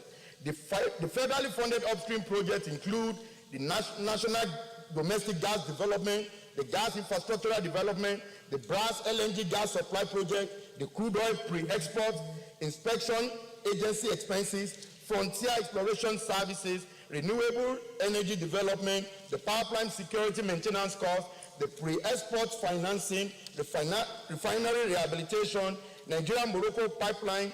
Find below the table for the Nnpc adjustment to revenue-related expenditure. These are listed below, which clearly states the total amount, and what it has been reduced to, the 424 billion, as you can see on page 13 and page 14. The committee equally observed that the cost of producing a crude oil is currently 21.10 per barrel as stated by the Nnpc. The reason offered for this high cost are security challenges in the oil-producing community, administrative, and the fees cost. The committee recommendation. 1. That the price of the crude oil is increased to $28 per barrel, as against the $25 per barrel proposed by the executive. This is as a result of the recent upward trend of the crude oil market, which as of today stood at $38, with a very strong expectation that this price will rise to as $40 to $45 per barrel. 2. That the oil production output be sustained at 1.8 trillion per barrel as proposed by as against what is proposed by the executive, as this was the decision of cutting production by OPEC, which Nigeria is a member. That due to the current realities and the downturn in the global economy, the 360 to $1 as proposed by the MTEF amendment be sustained with continuous effort by the Central Bank of Nigeria to stabilize the exchange rate, ensure to no further devaluation of Naira against the dollars, and also call on the executive for strong diversification of the economy. 4. The sum of 500 billion intervention fund from various special accounts, and with the utilization of the fund clearly stated and project already added to the proposed revised 2020 budget sent to the National Assembly, be approved by the Senate. 5. The deficit of 4.95 trillion as stated in the observation of the committee be approved. The deficit will largely be financed from the new borrowing estimated at 4.17 trillion, and it is expected that 1.9 trillion of the new borrowing will be from the external multilateral conventional sources, mainly the IMF, World Bank, African Development Bank, and the Islamic Development Bank. New domestic debt totaling to 593.89 billion will also be sourced for the 2020 budget. In addition, 126.04 billion will be derived from the privatization proceeds, 263.63 billion will be sourced from the federal government special fund to fund the COVID-19 expenditure, and 387.3 billion will be drawn down to the multilateral bilateral loan secured for specific developmental projects. The deficit is currently 3.55 to GDP, which exceeded the ceiling of 3% of the GDP stipulated in Section 12(1) of the Fiscal Responsibility Act as amended. Further to the above, Section 12 subsection 2 stated that aggregate expenditure for any financial year may exceed the ceiling imposed by the provision if, in the opinion of the President, there is a clear and present threat to national security or sovereignty of the Federal Republic of Nigeria. The COVID-19 is a crisis which poses a threat to the national security within the content of the FRA 2007. The reduction of the custom budget revenue target figure from 1.5 trillion to 950 billion be sustained, but with serious monitoring and supervision by the custom with a view of blocking all revenue leakages in the system. The first line Nnpc deduction from the federally funded project be approved, as the federal government portion of the reduction, which represents 42.8% of the overall savings, amounted to 360 billion, goes straight to the revenue coffers of the federal government for the funding of the 2020 amended budget. The Nnpc work on the various cost components the Nnpc should work on the various cost components with a view to minimizing the production cost per barrel and to take action on the production industry bill, the PIB, Petroleum Industry Bill. 9. The non-oil revenue, which include the capital gain tax, the stamp duty, and the company income tax be sustained, as contained in the proposed MTF FSP amendment with serious supervision with a view of also blocking revenue leakages from the system. The Senate Committee on Finance expressed appreciation to the leadership of the National Assembly and also thanked the entire members of the committee and secretariat who work assiduously to ensure timely submission of this report. Mr. President, distinguished colleagues, I so submit. Thank you very much, distinguished colleagues. I think it was for a purpose I said you should read through, because this is it's a very important document. Secondly, it's a technical document. Some of us here have the background to understand easily. Some of us, including me here, most of what he said simply economic or financial jargons that I would have to struggle to understand. But the purpose is for us to make our contributions. Before I take contributions or comments, let me point out this. You gave us an additional listing, and this differs with what is attached, the other. 3 items to be corrected from the report, and it was due to typographical error. The first item on the list is page 11. Okay. Yeah. Yes, but I want to take, when you have this report, this is the clean copy. The clean copy is with you already. That is the figure that we should be adhered to. But in the content of the report, those 3 items that was amended include: 1, the NITSDA, the NHIS is supposed to be 17 billion, not 17 million. That is 23. 17 billion, not 17 million. And another one is 15, 7% port levy pool account, supposed to be 5 billion, not 5 million.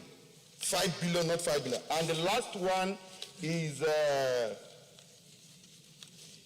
18, the 10% levy on import account is 250 million, not 250 billion. These are the 3 items, sir.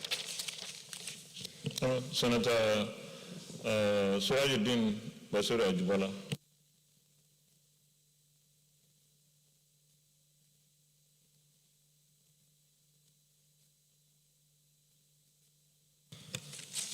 Thank you, Mr. President. Distinguished colleagues, my name is Dr. Surajudeen Ajibala Basiru. I represent Osun Central Senatorial District. Mistakenly, I listened to the presentation of the chairman of the Committee on Finance, and I also had the privilege of going through the report. I will say first and foremost that I congratulate the committee for doing a very thorough job within the limited period that have been given. And I think in this regard, the recommendation of the committee is very profound in certain areas, which could be part of my talking point. Particularly, the committee has taken a critical point as to what will be the benchmark price for crude oil. And in this regard, the recommendation for upward review from $25 to $28 would support the proposition that this Senate is a thinking Senate, is a critical Senate, and is not just taking what has been given from the executive, hook, line, and sinker. And there is ample justification for that increment because, as of today, there appears to be a recovery at the international oil market. Be that as it may, it's also very important to commend the executive, particularly as to the reduction of the removal of the so-called cost recovery in the context of petrol, which is called petroleum subsidy. Mr. President, distinguished senators, trillions of naira every year goes to what is called petroleum subsidy. The net effect of the petroleum subsidy on the mass of the people is very negative because it ends up subsidizing the rich people and the affluent who have fleet of cars, and then it also affects the resources that will be available for projects. And I will take from the report of this committee talking about the reduction by 65% of the cost to the Nnpc, which is a reflection of the importance of reduction of subsidy in petroleum products.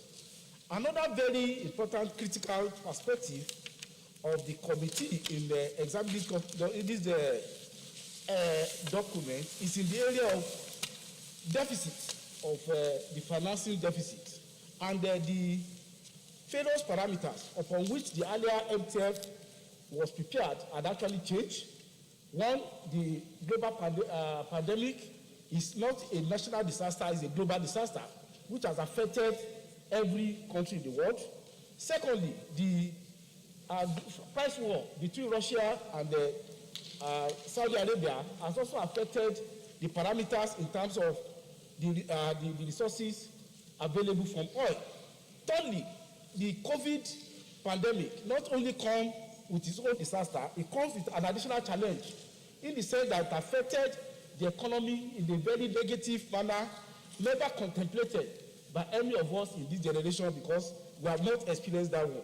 So based on those facts, I think it's time to reason that the caveat to the provision of the Fiscal Responsibility Act as to the GDP debt ratio going to 3.5% is actually justified. In fact, it is more justified considering the fact the deficit of about 1.3 trillion is going to about 4.1 trillion naira. So I will say that all said and done, this report has critically examined what the executive had presented and has also taken serious challenges to the executive in terms of monitoring and supervision and blocking revenue leakages. I believe that if these are done and adhered to, as the economy opens up, we'll be able to overcome the challenge that COVID and the international oil market have brought, and then our economy will be back to normal. So I thank you, Mr. President, for the indulgence, and I hope that this report will be adopted by the Senate. Thank you, Mr. President. Well, thank you very much, Distinguished Ajibola. Just distinguished colleagues, by way of a reminder, this is not second reading of the MTF. It's just the report, and I think we need to shorten our contributions. I have a list of around 16 senators now, so let's cut Senator Diversification. Yeah, Mr. President, my name is Dr. Gabriel Suso. Before I do my contribution, Mr. President, let me make some correction. I think there are topographical errors. If we look at the recommendations on page 14, number 2, they said that the oil production output be estimated at 1.8 is 1.9. I think it's an error. Am I correct? It's 1.9 they brought. You are reducing, so it's not an error. It's okay if we look at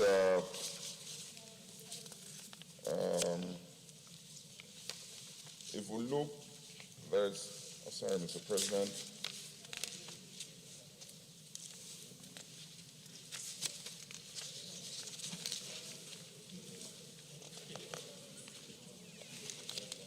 Yeah, if we look at page 16, number 7, and put it against page 13, number 8,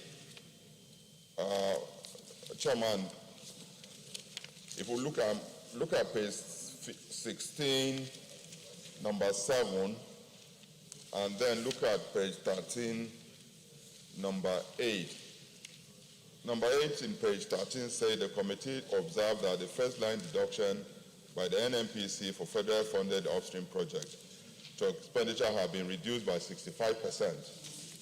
Now, if we go to page 16 you say 42.8. Is it a mistake or what? That is a recommendation. It's okay. Mr. President, having observed those, I thought they were mistakes so that we can correct them. Mr. President, let me say that the report as presented by the chairman is a very thorough and diligent report. Mr. President, I did raise some observation here. All of those observations I raised have been adequately captured by the committee. I think they've done a good work. As my colleague have said, the deficit, which was a problem, the Fiscal Responsibility Act under Section 12, 1 and 2, have captured it adequately. And what subsection 12.2 said is that the President of the Federal Republic, if in his contemplation or opinion, feels that there's a danger or a threat to national security, he will be able to allow the ministry to present a budget with a deficit that is above the threshold. The threshold is 3%. What we have now is 3.5.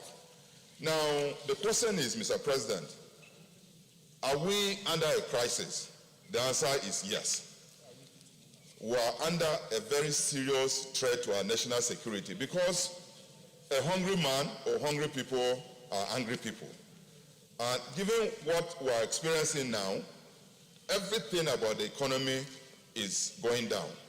And so the president has the right, and also we should support that we're under a crisis, and so a budget with a threshold of about 3% is allowed under such circumstances. That has been addressed adequately, Mr. President. My only concern is an encouragement, is that now that we don't have much money, I still go back, the chairman didn't address the issue of collection costs. I was joking with him. Mr. President, the collection costs for company and income tax, for VAT, for value-added tax, for levies, and for other taxes is very high, Mr. President. And I think that we need that money to add to the service of the deficit.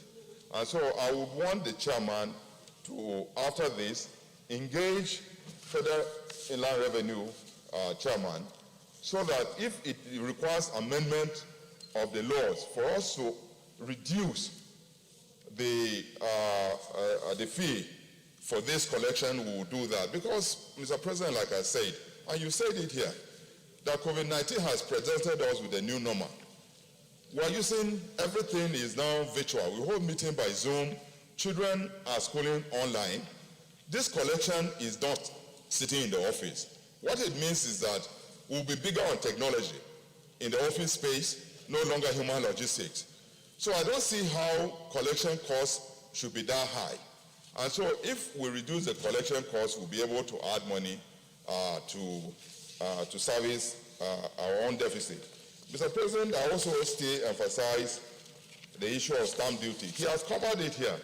The provision for stamp duty was over 400 billion. It has been reduced to 200. But the collection of... The point of order, Senate Leader.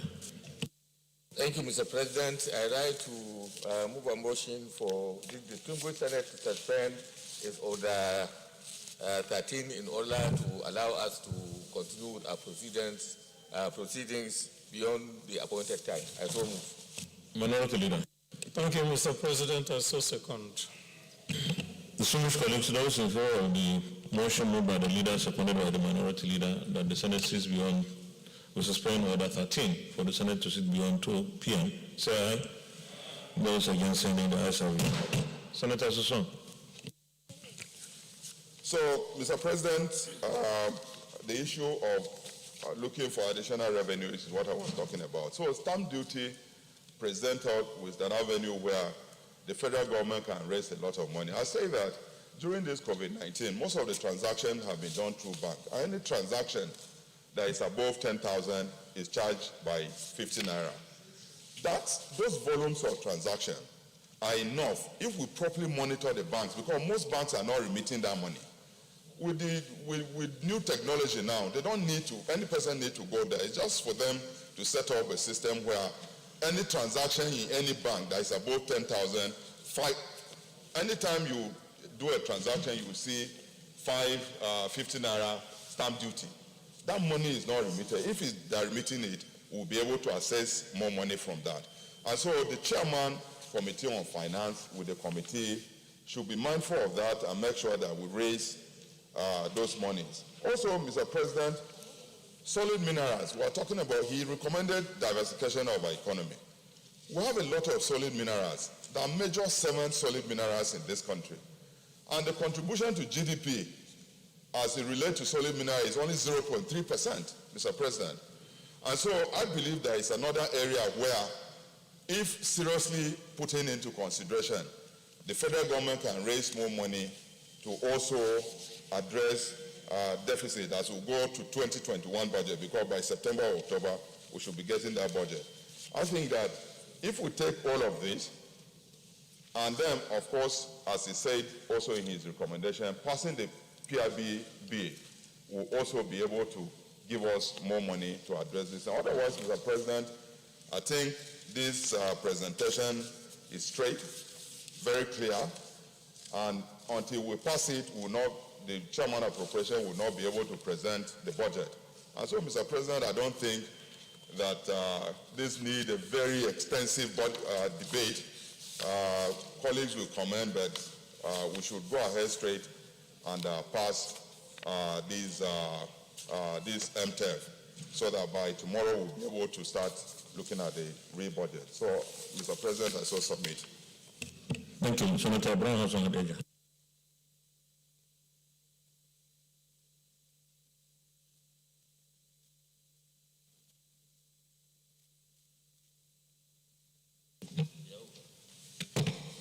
Thank you very much, Mr. President. Senator Ibrahim Hassan Hadeja, representing the Governor of East.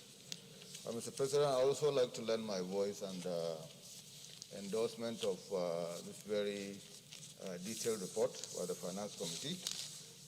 My comments are general in nature. First of all, we should take a very serious look at debt restructuring and relief. Most of the G7 or G8 countries, without any prompting, are already considering restructuring our debt, including China, who we have borrowed a lot from. So instead of waiting for that to happen, Mr. President, I think the government should aggressively pursue interface with our creditors for restructuring. Our debt repayment is almost hitting 3 trillion in this budget. If we can get that taken off the books, maybe it will provide some much needed additional cash flow to help sustain the budget. Secondly, Mr. President, I think we should engage the executive in coming up with a roadmap for economic diversification. Every time we talk about economic diversification or diversifying the economy is when we have a crisis in the oil sector. In 2014, there was a lot of talk about improving non-oil export and diversifying our economy. As soon as oil prices started to pick up, I think we kept our eye off the ball. So, Mr. President, it's very, very important. The agricultural sector, especially when it comes to exports, is still problematic in Nigeria. I'm glad Senator Susan talked about solid minerals and its contribution to GDP. That contribution is not true, Mr. President, with all due respect. Where the amount of activity in the solid minerals sector is huge. It's huge. In fact, experts are estimating that gold alone, if we are to estimate what is illegally being exported out of Nigeria, it will have to be measured in tons, not in kilograms. And Mr. President, every time we talk about insecurity in Niger, in Zamfara, parts of Katsina, Sokoto, and so on and so forth, there is a direct link between what is happening in terms of insecurity and the illegal activity in the solid mineral sector. We need to move into that sector and formalize it so that the nation can begin to get the benefit, of a formal solid mineral sector where people do legal mining, pay taxes and royalties, and export their produce. Same thing with agriculture, Mr. President. Our exporting out of Nigeria is still very, very difficult. And when you create too many regulations in a sector, people tend to utilize informal and illegal sectors to achieve their aim. Outside oil, I think sesame seed is our next largest export, which is estimated at about $280 or $300 million. Mr. President, I can tell you that it's probably 10 times that. But because it's so difficult to do it formally, people now skip all the regulations and find a way to take it out to the detriment of revenue that should accrue to the country. And the third, Mr. President, is this our talk of digital economy. We just renamed the whole ministry, and we're supposed to be focusing on moving to a digital economy to reap the benefits. It's very important, Mr. President, that this is also not reduced to just mere talk. During this COVID crisis, every sector was impacted apart from some parts of IT. In fact, in the IT sector, there were particular sections that saw an improvement in revenue by over 1,000%. And we're talking about a situation where the first trillionaire in the world is going to come from IT. Education, healthcare, commerce, entertainment, everything saw an improvement as people were locked down in their houses. Mr. President, we need to take advantage of that and ensure that all this talk about digital economy is not just paying lip service. Thank you very much for the opportunity, Mr. President. Thank you, Senator Ishoto.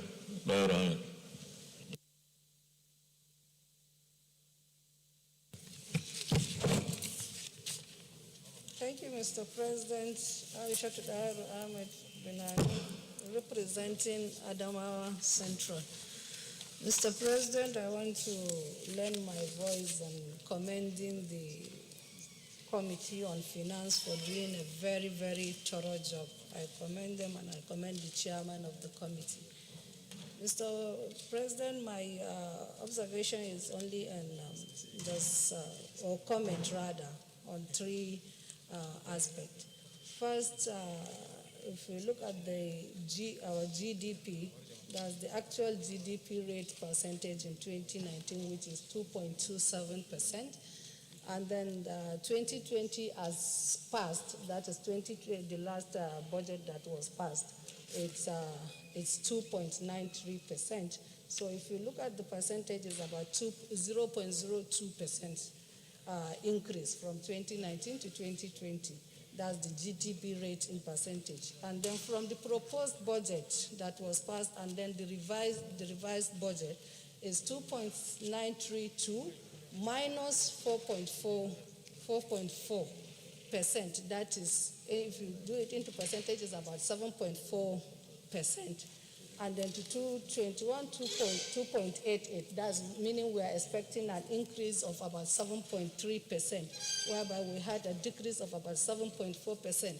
Mr. President, the distinguished colleague, this clearly shows that the country is likely to slide back into recession again as a direct consequence of low level of activities worldwide due to this COVID-19. So I want this Senate chamber to take that into consideration, and it should always be at the back of our mind before the 20, since we are beginning to consider work on 2020. The executive are beginning to work on 2021 budget.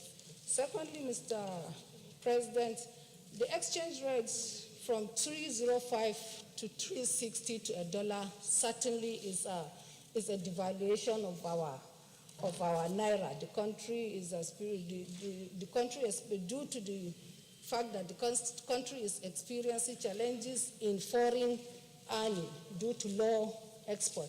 Mr. President, I have to point out this, that it is important to note that oil and gas contribute 90% of our export earning. There is no doubt about it. But it's also a fact that oil and gas industry contribute only 10% of our GDP. The meaning is that for us to even maintain this 360 exchange rate, we have to really work so hard and see where we can earn revenue generation other than this oil, because the oil has not been the one. The oil sector contribution is only 10% to the GDP. That's my second observation.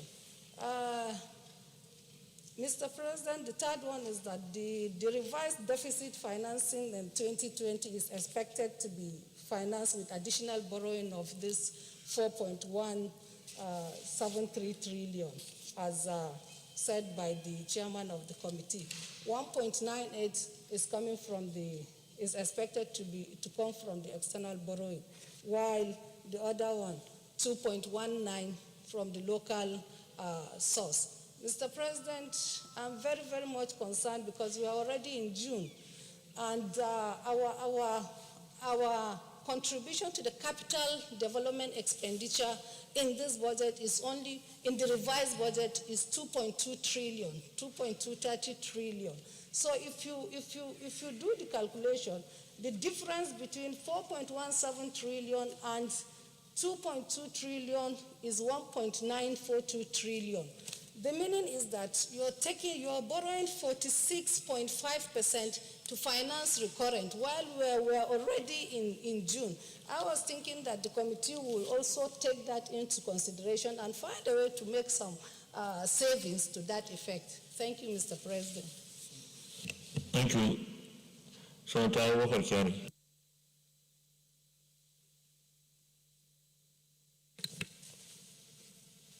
Your Excellency, Mr. President, distinguished colleagues, I rise to support this report, even though I'm not a member of the committee, but I went through the report, and the report is very, was presented in detail. And I would like to stress what other speakers have said. We're in a precarious situation now. When we passed the 2020 budget, or rather passed the MTF prior to the 2020 budget, no one in this chamber has envisaged or has thought that we'll be in such a situation. We woke up one morning and we saw some oil prices in some clients going $37 below. That is the negative. That is to say, the producer will pay you $37 per barrel to come and take his oil. And we had a budget of $57 per barrel. But luckily, today we have seen an upshift, and I think, is it yesterday, for the first time since 1999, we have not had a single day jump. That is to say 40% jump in a single day to yesterday, which shows that the economy is picking up. Things are moving on. COVID is on its way out. It's not totally out, but it's on its way out. And we believe that the oil price will also go up. But for the better part of this year, from about January, February to now, we have been operating way below our benchmark price of $57 per barrel. Yes, we have only 6 months to go. We're in June. But we believe also that at the end of the day, down the line, I think oil price will rise above $40. But what we are doing now is having an average for the whole year and also for the medium-term expenditure framework. So for $28 per barrel, I think it's very conservative and it's in the right direction. So we believe that with this, I think we need to support this report, pass this MTEF, so that the Committee on Appropriation can present its budget amendment for 2020. So I so submit. Thank you. Thank you. Senator Kabir Burkia. Thank you, Mr. President, good colleagues. I'm Senator Engineer Kabir Burkia from Katsina Central. First of all, Mr. President, there's a small correction of Mr. in error. If you look at page 12, item 6, it says the committee noted the reduction in the projection revenue of Nigerian customs. From this road here, from 1.5 billion to 950 billion. I think it should be from 1.5 trillion to 950 billion. So I think that's the correction. Secondly, Mr. President, let me commend this committee for a detailed work on this, what I would call, maybe they say that the same thing, necessity is mother of invention. And of course, it is a necessity that necessitated this report. I mean, the MTEF to be reviewed and at least presented to the Senate. Of course, if we look at the details, there's a problem that necessitated this MTEF review, that Saudi Arabia and Russia conflict, and also the COVID-19.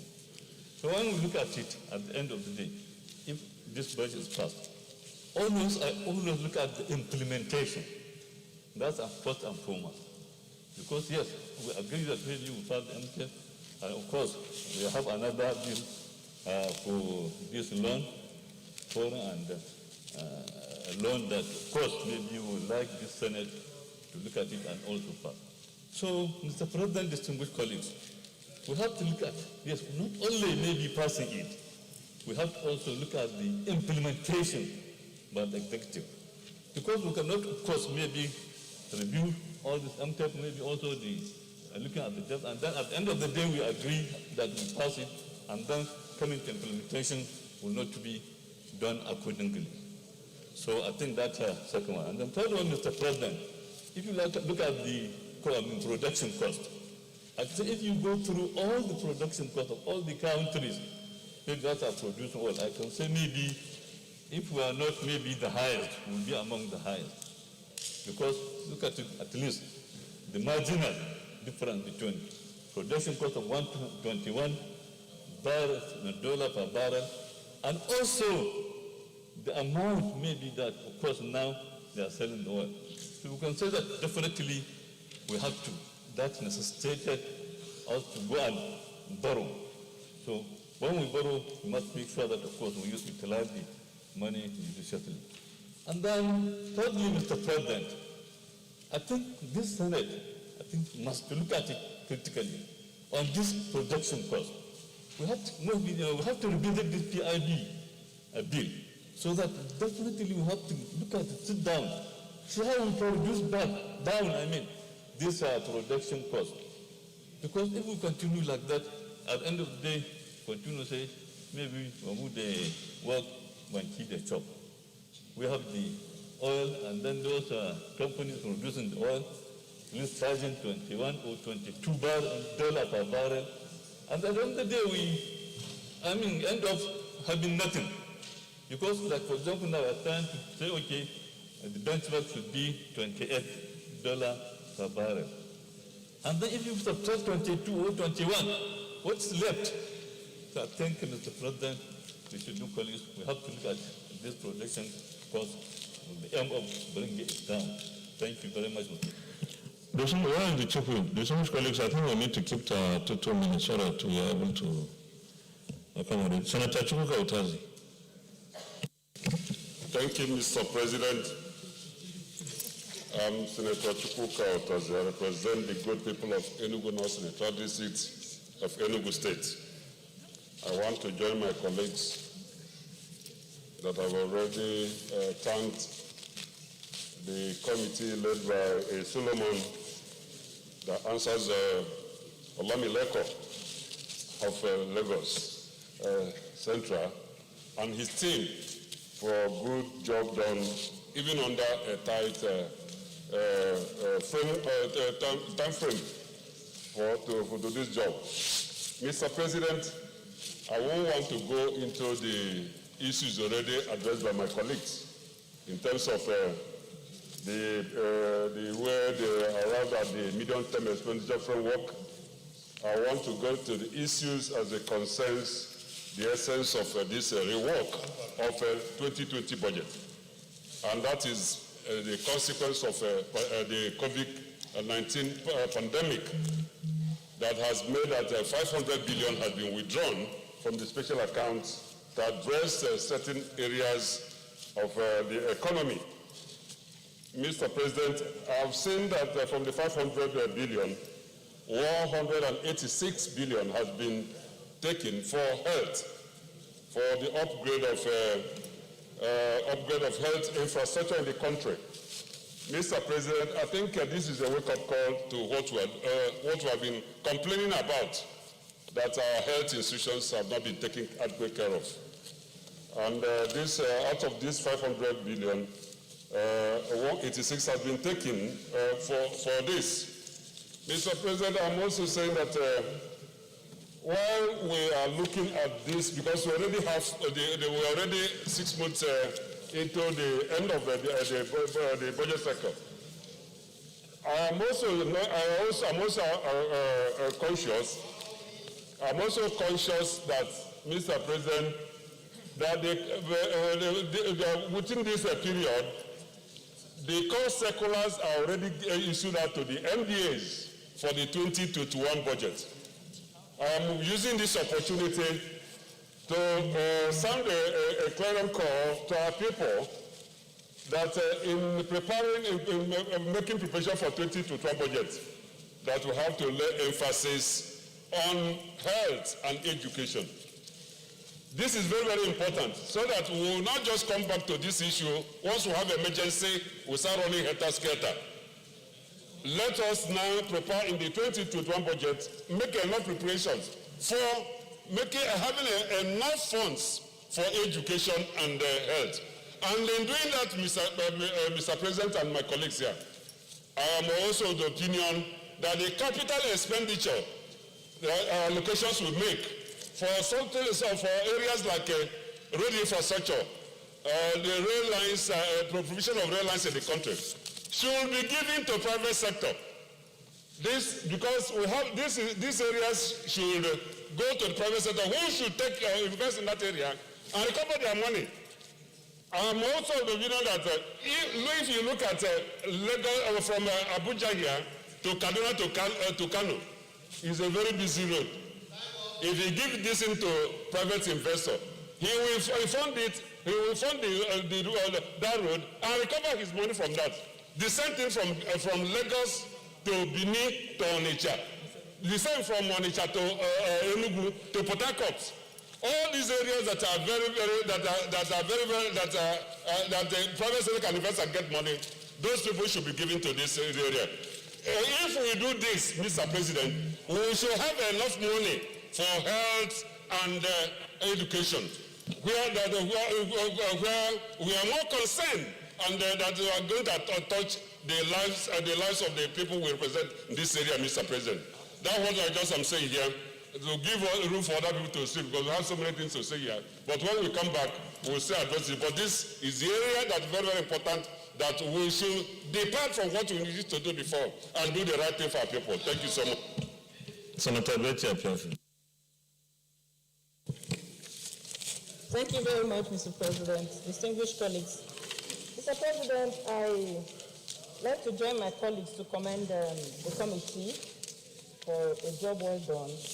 And like distinguished Senator Charles said, we need to do things differently if we have to survive this COVID period.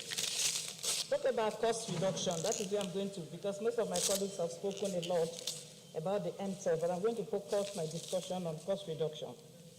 I'm looking at the 500 billion that was taken from special accounts, and I'm seeing about 110 billion put on rural roads. And my question is, how come rural roads suddenly became important during this pandemic? I can understand the money going to smallholder farmers. I can understand the money going for social support and palliative. but it's a bit worrisome that we are taking money from from special accounts and putting in rural road constructions and social housing program. These are things that should ordinarily be in our annual budget. It's not something you go and take our money from special account to fund. And lastly, I would like to talk about the inefficiency of Nnpc. It is time we address the inefficiency of Nnpc. I've been asking a question.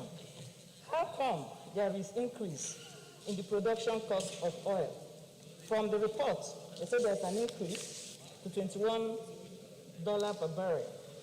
The production of oil to $21 per barrel. We are producing oil at $21 per barrel. We are selling at $28 per barrel. That's really worrisome, and it brings us to the issue. So it's like Nnpc is playing all sorts of tricks. We have removed the subsidy money. We are looking for ways to increase costs in Nnpc. And I actually think that the Committee on Petroleum should really look into this cost of Nnpc. We need to reduce costs and stop borrowing money. We have borrowed beyond what we can pay back. We need to come back home and do cost reduction, and only in the process of addressing COVID-19, we should take only those things that will actually address COVID-19. I know that in the budget we have, the Committee on Health, for instance, most of our budget has been cut. And yet, we have put in, special money was taken for special funds to fund the health sector. So it's a bit worrisome what we're doing with these monies. And of course, I'll join my other colleagues who have spoken about the need for this Senate to take the issue of the petroleum industry bill seriously, because we need to unbundle Nnpc. We've been saying this over and over again. When we are looking at the budget, we did say we must unbundle Nnpc. If we have to move forward as a nation, we need to reduce the inefficiency of Nnpc. Thank you. Senator again.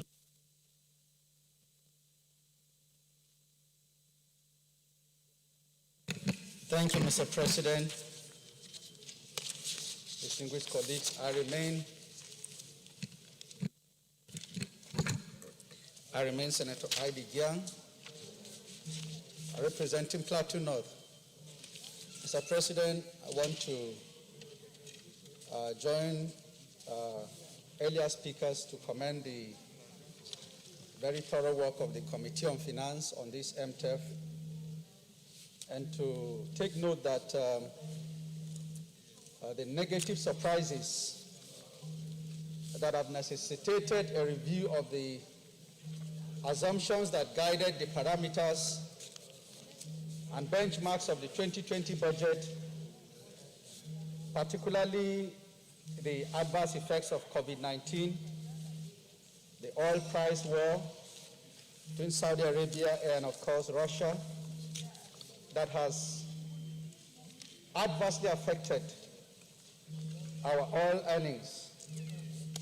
I want to particularly make my comment on fiscal deficit and deficit financing,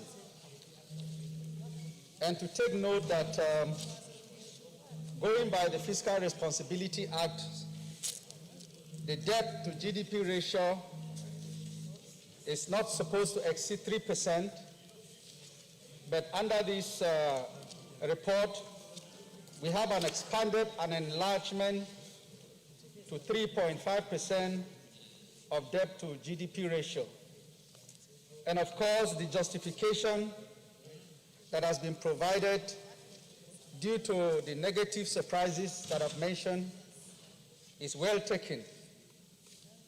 Mr. President, the implication of this is that the nation will be depending, of course, massively on both local and external debts and loans to finance the budget. Be that as it may, I would want to support this very MTEF and to say that the reprioritization of government expenditure by cutting off non-essential and deferrable expenditure to growth-enhancing and pro-poor expenditure in this report is welcome. I've also taken note that we've been alerted of the probability of the economy receding into a recession. And this is one area that the managers of our economy will need to particularly and closely monitor so that the intended effects, adversely of course, will be minimized. I've also taken note of the role of the CBN in the injection of 3.5 trillion stimulus to support the economy, which of course includes the 500 billion, the COVID-19 intervention fund, which will go a long way in enhancing our health facilities to ensure that what our citizens are passing through is mitigated. On this note, Mr. President, I want to support the passage of the MTEF as a platform for our discussion on the 2020 budget subsequently. Thank you. Senator Tolu Odibi.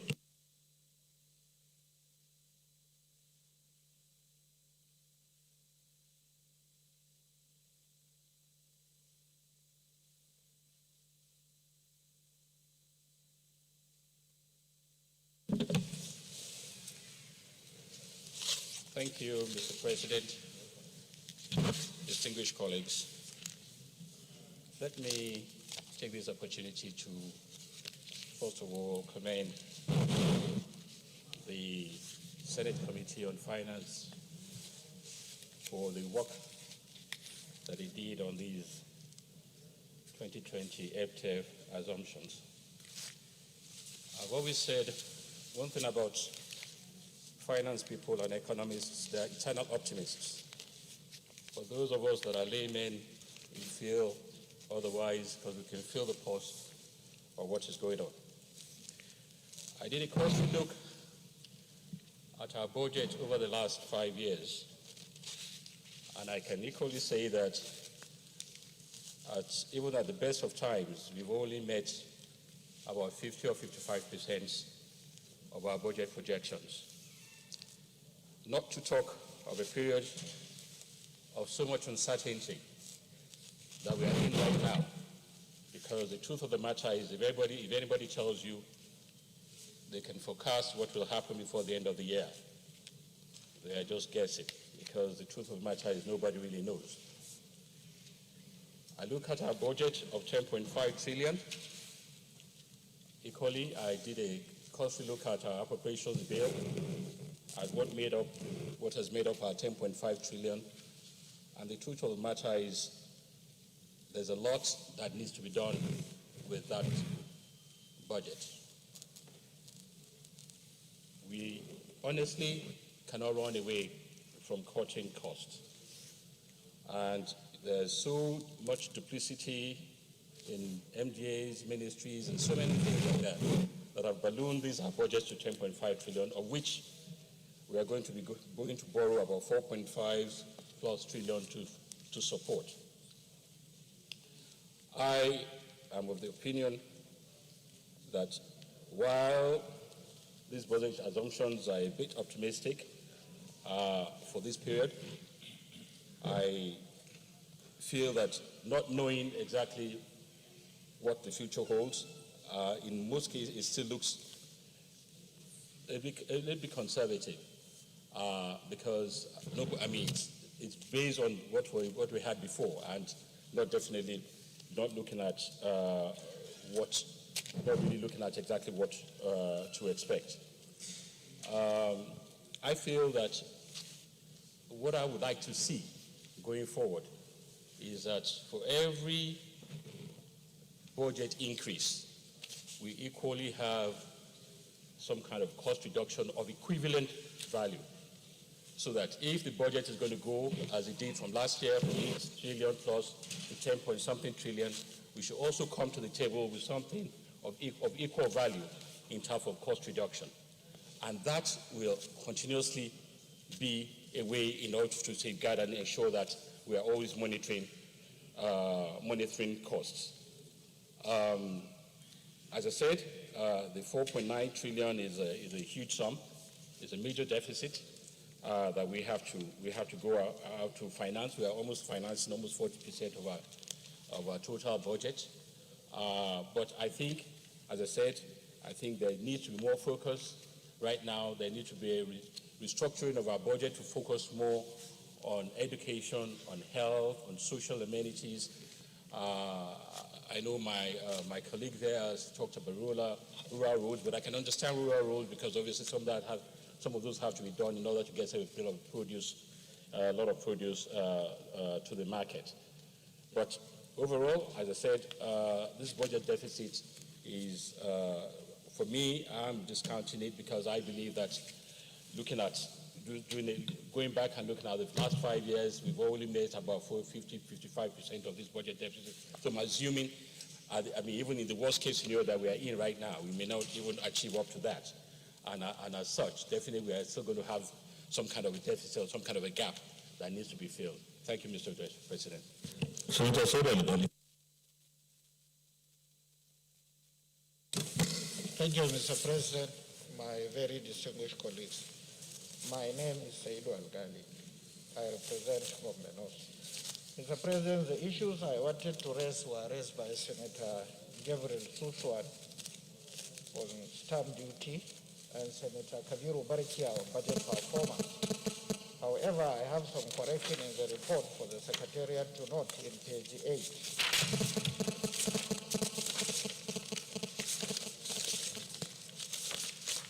Page 8, Federal Government Expenditure Framework.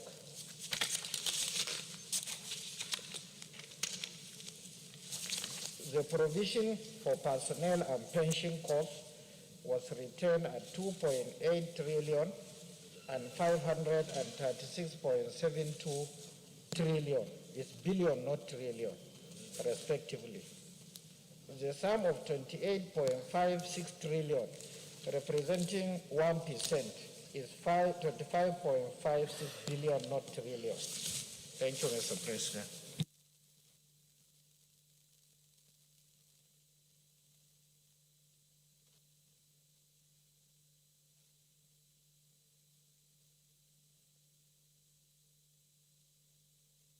Distinguished colleagues, we'll go to the recommendations. The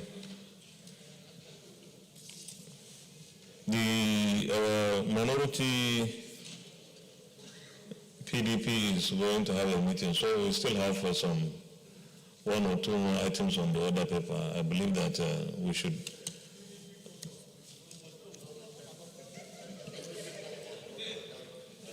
Okay, sorry, PDP caucus.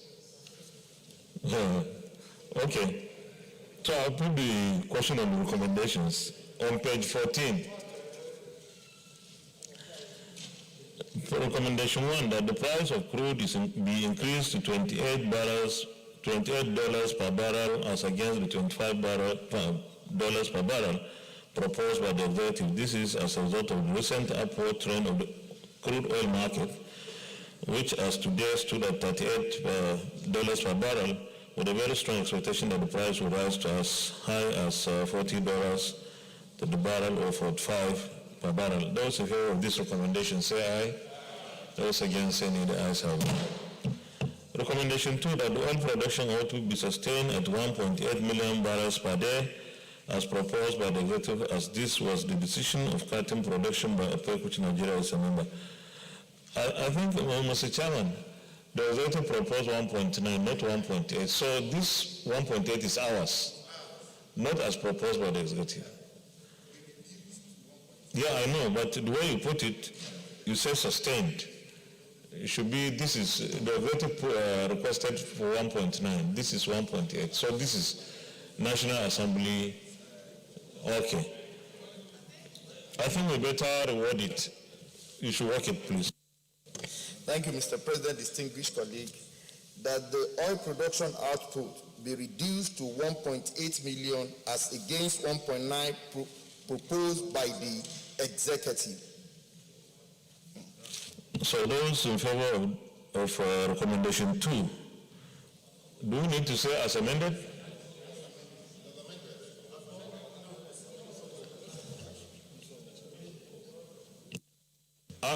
if we say as amended, it's like they adopted.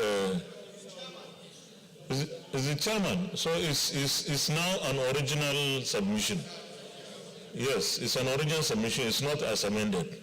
Yes. So those in favor of recommendation 2, say aye. Those against, say nay. The ayes have it. Recommendation 3, that due to current realities and downturn in the global economy, the 360 naira to US dollars as proposed in the MTF amendment be sustained with the continuous effort by the Central Bank of Nigeria to stabilize the exchange rate ensures to no further devaluation of naira against dollars, and also call on the executive for strong diversification of the economy. Those in favor of this recommendation say aye. Those against say nay. The ayes have it. Recommendation 4, that the sum of 500 billion naira intervention fund drawn from various special accounts and utilization of the fund clearly stated and projects already added to the proposed revised 2020 budget sent to the National Assembly be approved by the Senate. Those in favor of this recommendation say aye. Those against say nay. The ayes have it. Recommendation 5, that the deficit of 4.95 trillion naira as stated in the observation of the committee be approved. The deficit will largely be financed from new borrowings estimated at 4.17 trillion naira. It is expected that 1.98 trillion naira of the new borrowings will be from external multilateral concessional sources, mainly the IMF, the World Bank, the Africa Development Bank, and the Islamic Development Bank. New domestic debts totaling about 593.89 billion naira will also be sourced from the 2020 budget. In addition, 106.604 billion naira will be derived from privatization proceeds. 263.63 billion naira will be sourced from federal government special accounts to fund COVID-19 expenditures, and 387.3 billion naira will be drawn on multilateral bilateral loans secured for specific development projects. Those in favor of this recommendation say aye. Those against say nay. The ayes have it. Recommendation, well, I go to 6. The 6 on page 16, that the reduction in customs budgetary revenue figure from 1.5 trillion naira to 950 billion naira be sustained, but with various monitoring and supervision by the customs with a view to blocking all revenue leakages in the system. Those in favor of recommendation 6 say aye. Those against say nay. The ayes have it. Recommendation 7, Leader. Mr. President, I think on the middle of page 15, that the deficit, which is currently at 3.55% of the GDP, is a very important issue. And I think we should amend this whole paper so that that particular section will be the new 6, then the 6 on the next page will become 7, and then we adjust them accordingly. Because the issue there is that, we are seeking to seek some protection from the provisions of the Fiscal Responsibility Act, which allows the government to go beyond that threshold in case there is a national emergency like the one that we are experiencing in COVID. So I would suggest that this particular issue is a very important issue because it's both a constitutional and legal matter. So we should give it its own heading, so that it becomes very clear about what this distinguished Senate is approving. Yeah, I think that is in order. So we are creating a new recommendation 6. So I want someone to second this. Senator Betty Apiafi.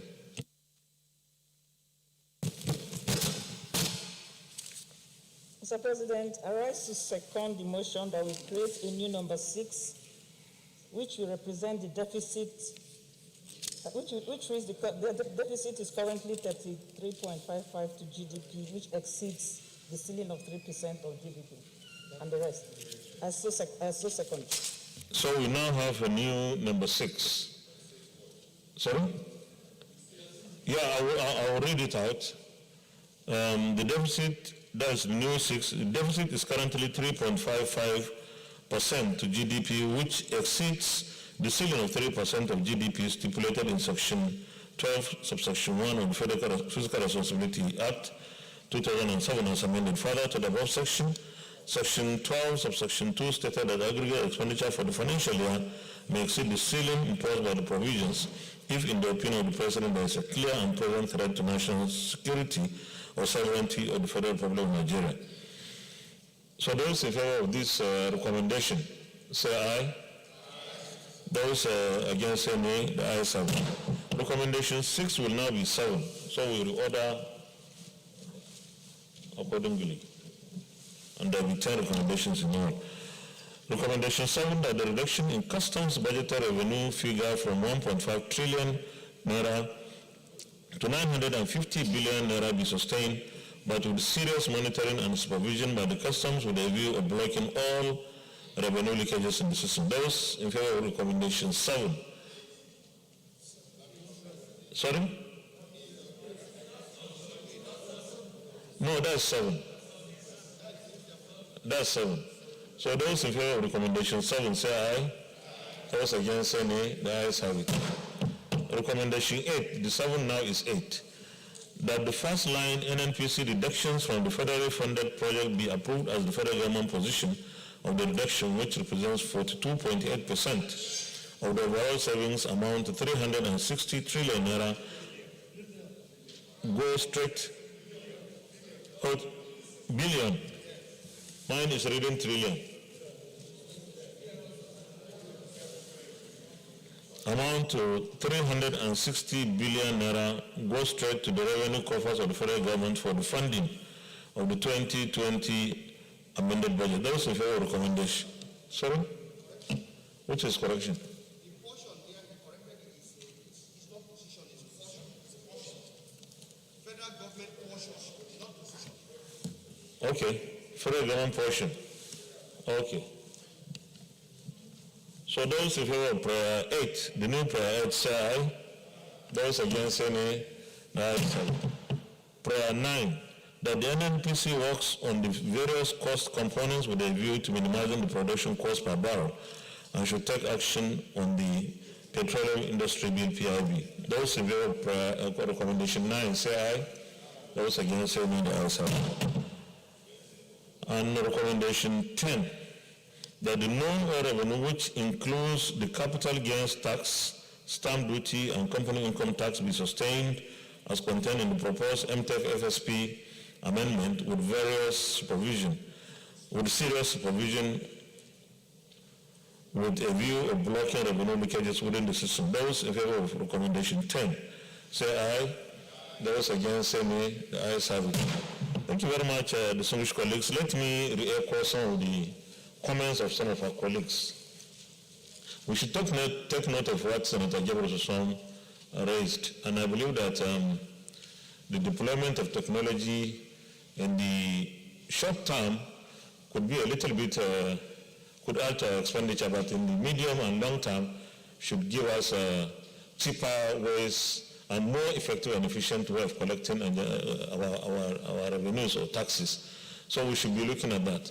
Secondly, I've also noticed that we are expecting about over 260 billion naira from privatization. Our committee on privatization should engage with the BPE.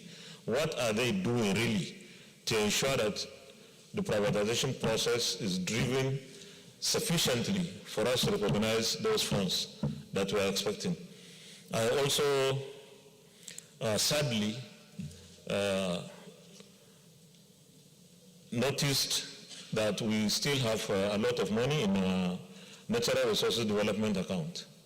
I think we shouldn't have one kobo in that account because we have all the challenges to develop the natural resources sector, agriculture, solid minerals, and we cannot have even enough really to keep in that account. We should be in a hurry to deploy as much resources as possible to the agricultural sector, to the solid minerals development sector, because these are some of the areas we need to diversify our economy into. And keeping money in the natural resource development account, I think, is a waste and is really not helping. It means we are not doing much with what we get in that account to diversify the economy. So when our resources will be returned, when the money that the federal government is taking from this particular account is returned, I think we should be in a hurry to insist that such funds are utilized in developing the natural resources of our country.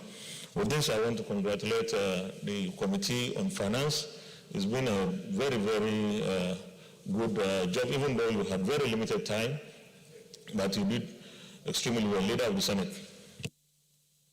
Leader of the Senate, we'll go to the next. Mr. President, my highly respected and distinguished colleagues, I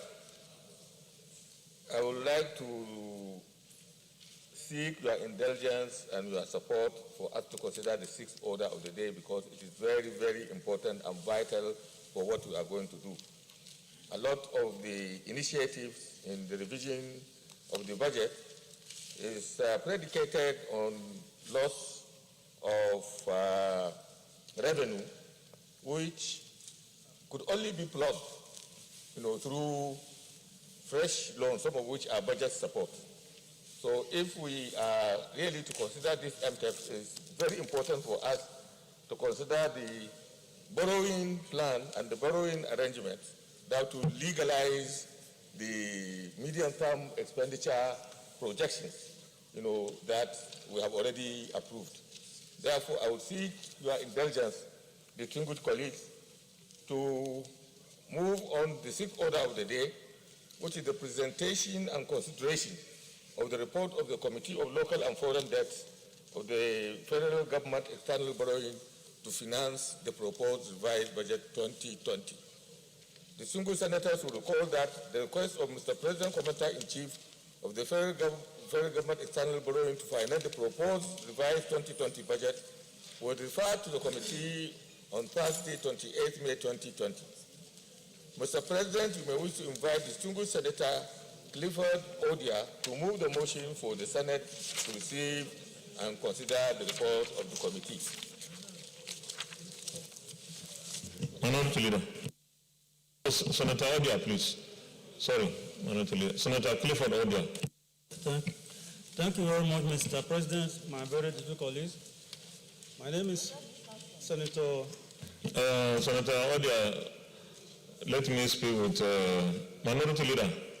We take this one and we close for the PDP to go for the meeting. So let's concentrate. As soon as we finish this one, I think we'll stand down the consideration of the other items. We are supposed to be magnanimous, the majority. Thank you. Arise, Mr. President, and my very dear colleagues, to move that the Senate do receive and consider the report of the Committee on Local and Foreign Debt on the federal government external borrowing to finance the proposed revised 2020 budget. I so move, Mr. President. Yeah, Senator Bima Mohammed Energy. Thank you, Mr. President. My highly respected, distinguished colleagues, my name is Bima Muhammad Enagi. I'm the senator representing Niger South from Niger State. I rise to support the motion that the Senate receives and consider the report of the Committee on Local and Foreign Debts. I so second. Thank you very much. Distinguished colleagues, those in favor of the motion that the Senate receives and considers the report of our Committee on Domestic and Foreign Debt, say aye. Aye. Those against say nay. Ayes have it. You may let the report, please.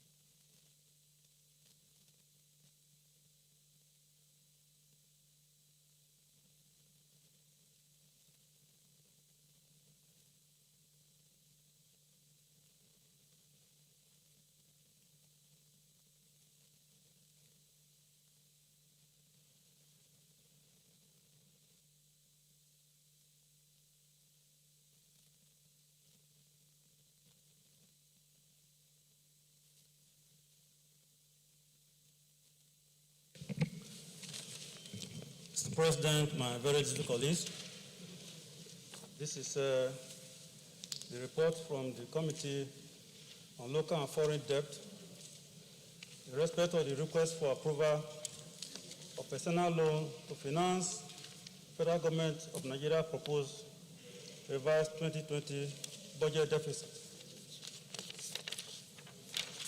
Introduction.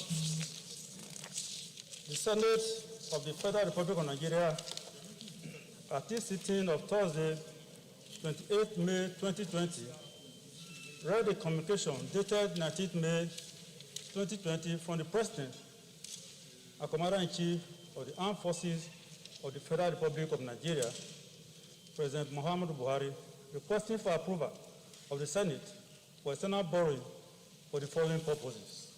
A, to finance Federal Government proposed revised 2020 budget deficit, which is $513 million.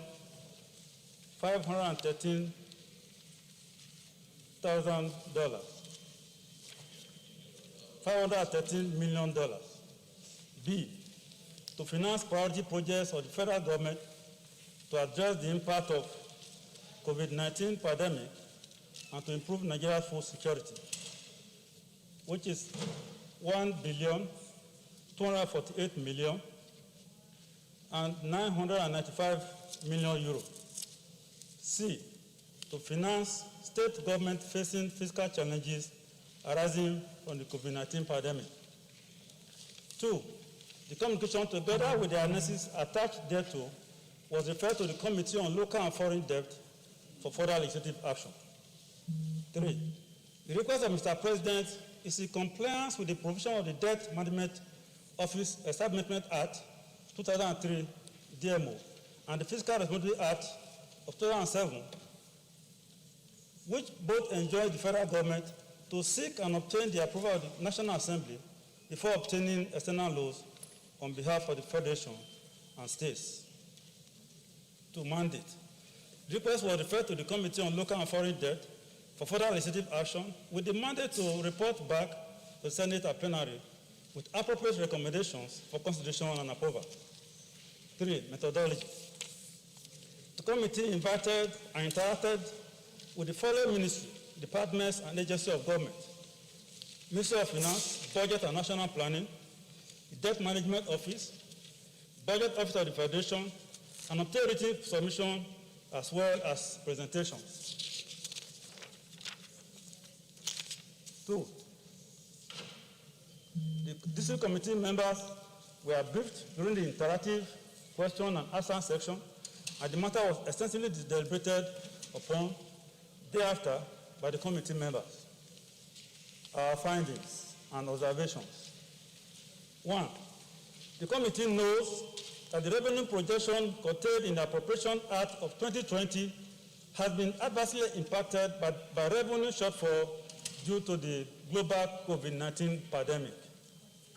2, the committee observed that it has led to dwindling government revenue from oil sales, as well as a sharp drop in global oil prices to below $20 at some points.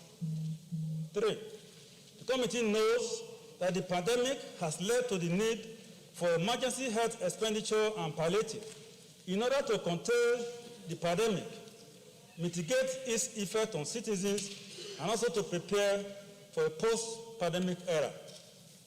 4, the committee knows that as a consequence, the federal government found it expedient to seek for amendment to the Appropriation Act of 2020, as well as review the 2020 to 2022 Medium-Term Expenditure Framework, MTEF.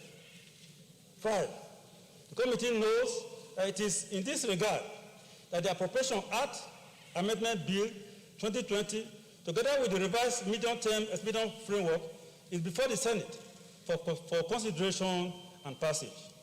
6, the committee knows that the Appropriation Act Amendment Bill 2020 contains a revised total budget of 10.594 trillion with a deficit of 4.563 trillion, which will be part financed by proposed domestic borrowing or 2.188 trillion and external borrowing of 1.984 trillion. 7. The committee knows that the first component of the request of Mr. President is to seek the approval of the Senate to embark on the external borrowing of the sum of $5,513 million to ensure the financing of the revised 2020 deficit. 8. The committee knows that this budget deficit request of Mr. President is aimed at bridging the revenue shortfall for the 2020 fiscal year and to assess immediate funds required to deal expeditiously and decisively with the ravaging impact of COVID-19 pandemic. 9. The committee observed that the approval will immediately provide the much needed liquidity in order to finance deficit that will be approved in the Revised Appropriation Amendment Act of 2020 and enable government to implement and pursue some key priority activities towards containment of the COVID-19 pandemic. 10.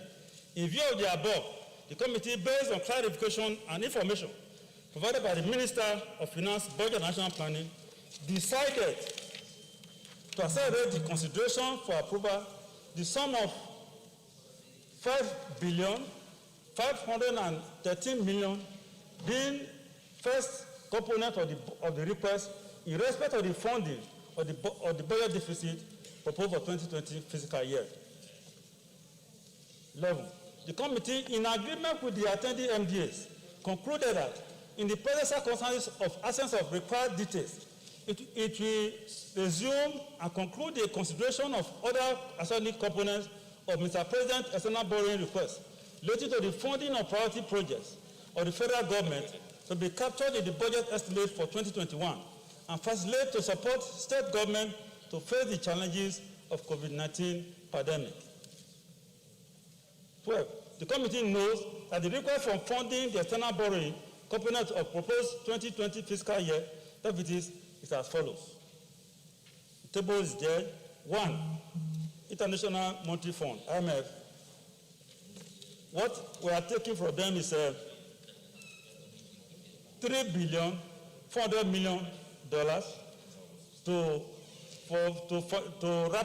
the rapid financing instrument to finance FGN 2020 proposed revised budget deficit. While the table is there, you can also follow me. Then 13, the committee observed that the financing is being sourced from multilateral and bilateral global donor lenders and partners with proven track record of previous financial accommodation and support to federal government. 14, the committee knows that as regards the IMF loan, there are no usual onerous conditions for borrowing, such as currency devaluation and the relegation of certain sectors of the economy attached to this loan. 15, the committee knows that the borrowing are largely concessional loans with low interest rates and very long moratorium and payback period. 16, the committee also knows that the borrowing will not take public debt stock outside the self-imposed ratio ceiling of 25% of debt to gross domestic product, while the recommended percentage by the World Bank and IMF for our country peer group still remain at a far away 55%. 12. 17. The committee most importantly knows that the indicative terms and conditions under which the loan will be borrowed do not in any way compromise the sustainability of the Nigerian economy or impugn the integrity and independence of Nigeria as a sovereign nation. 18. The committee finally knows that the loan is in the immediate interest of the Nigeria state and its citizens in dealing with the COVID-19 pandemic in a way that the economy will position for quick recovery. Resolutions. The committee therefore resolved as follows. 1. That the Senate do approve the external borrowing of the sum of $5,513 million from the following multilateral and bilateral institutions. The table is there, and all the conditions are there. If the Senate President permits me, I can go through it. Go ahead.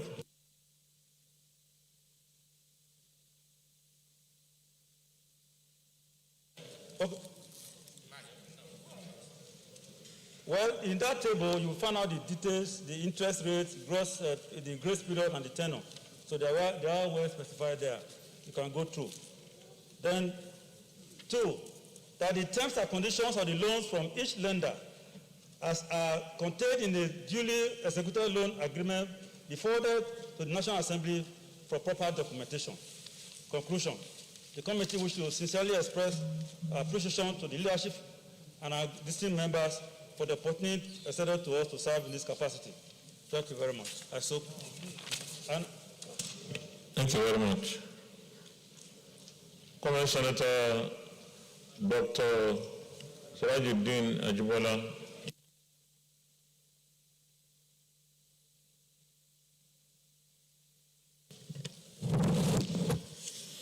Thank you, Mr. President, distinguished colleagues. My name is Dr. Sirajuddin Ajibola Bashiru.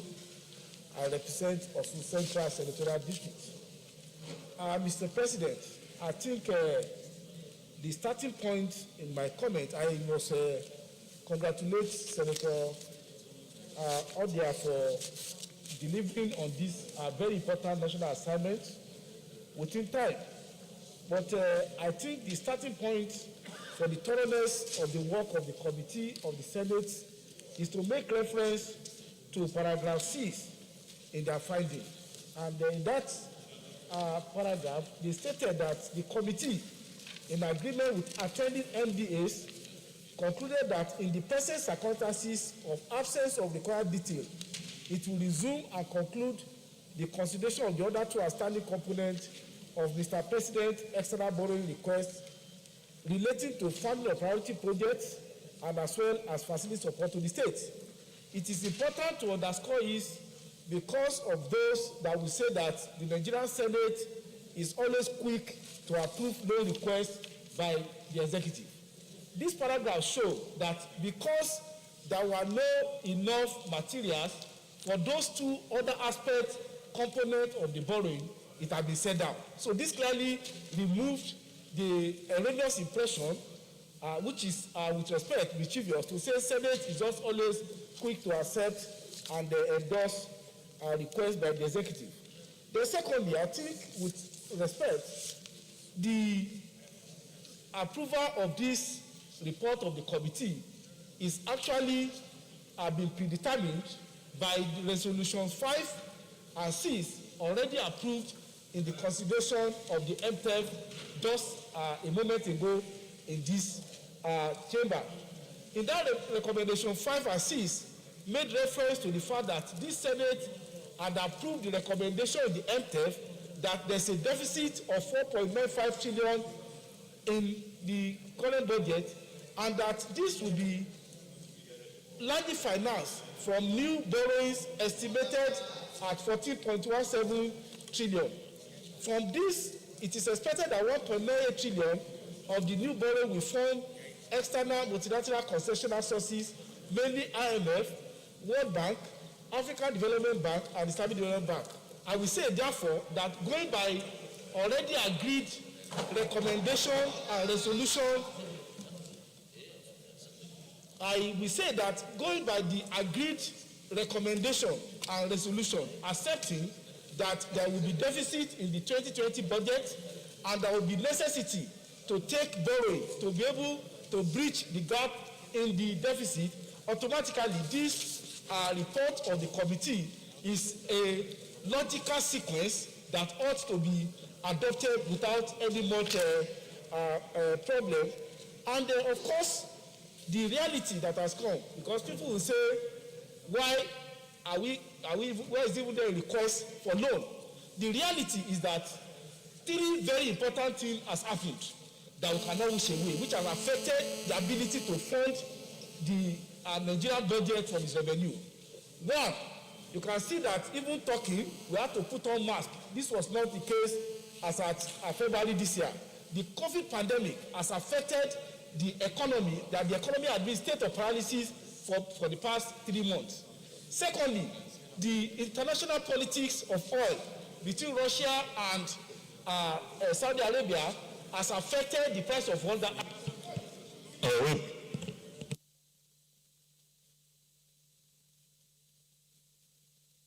Free is on.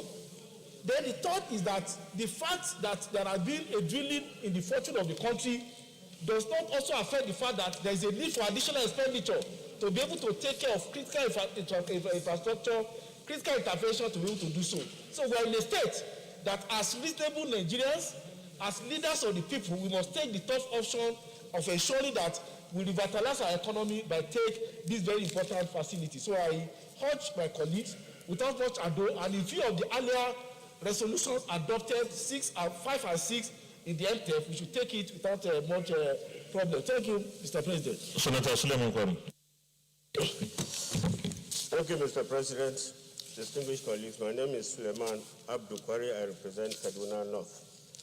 Mr. President, the last speaker has done an expose of all that is required of this Senate to do because of the problems highlighted in the budget. And it is mainly to bridge the revenue shortfalls for the 2020 fiscal year, which we are happy with, especially our development partners, namely the IMF, the World Bank, Africa Development Bank, and the Islamic Development Bank, for offering to come to our aid. It is said that friends in need are friends indeed, and the country should be happy that such aid is coming our way. The terms and conditions of the loans are indeed very favorable, with the necessary and required moratorium for the economy to bounce back.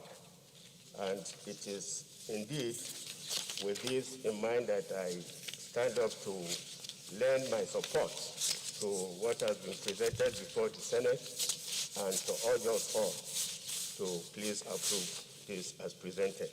I thank you, Mr. President. Senator Brown. Thank you very much, Your Excellency. My name is Senator Ibrahim. Your Excellency, distinguished colleagues, we just passed the MTEP and we approved it. And now this is the loan that we are looking for, without which we cannot go further. So I don't think we have to waste much time on this issue. We have already finished everything. Without this, we cannot even move. So I therefore think that we should go ahead and put the question and forget about this one.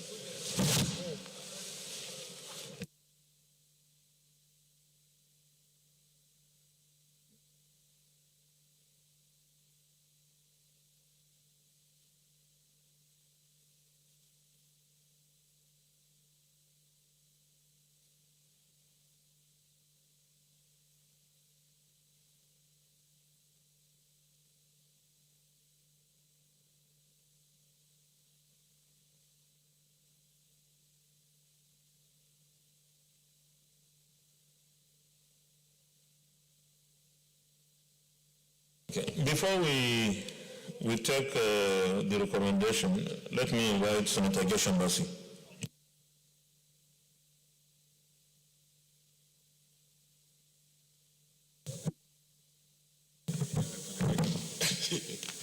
Thank you, Mr. President. My name is Gershon Bassi. I'm the senator representing Cross River South in this 9th Assembly. Oh, sorry.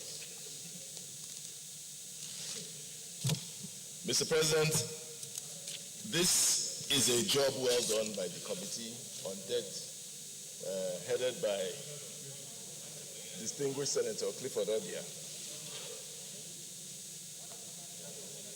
Allow me to now. You're on my hand. You're on my hand.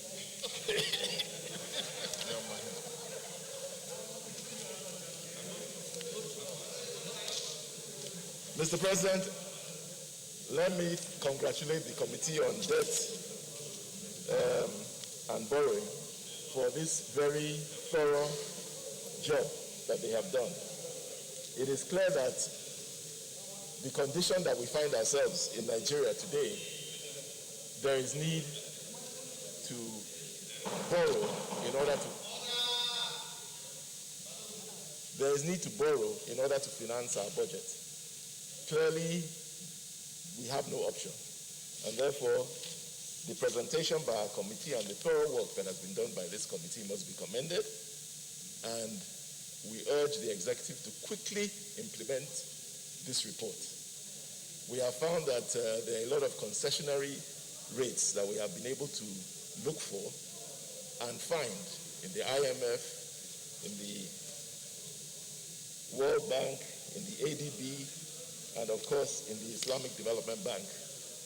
So I want to congratulate us once again and say that there should be quick implementation of this report so that we can find ways to contain the effects of this COVID-19. Thank you, Mr. President. Thank you very much, distinguished colleagues. I'm sure the popular viewers will go to the recommendations. Recommendation 1, that's on page 5 of 6 of the report, that the Senate do approve the external borrowing of the sum of $5,513,000,000 from the following multilateral and bilateral institutions and the International Monetary Fund, IMF, World Bank, African Development Bank, and Islamic Development Bank. Those in favor of this recommendation of the committee say aye. Those against say nay. The ayes have it. Recommendation 2, that the terms and conditions of the loans from each lender as are contained in a duly executed loan agreement be forwarded to the National Assembly for proper documentation. I don't understand this. Chairman, where's the... Mr. President, thank you very much. What they are doing presently, they are still going through the processes of the contract execution. So they need to, when they finish it, we need to have their feedback on it so we can have proper documentation. Well, I think it's important to ensure that what is here is what is signed. So, but it's not for documentation. I believe that it's for scrutiny. Not documentation. We can't be documenting papers from the executive, otherwise we won't have a space in this National Assembly. But for scrutiny, I think that will help us just to see what has been signed and then let them go with the documents. So I don't know. Senate Leader, the Chairman, do you want us to, instead of saying for proper documentation, to say for scrutiny? Yes.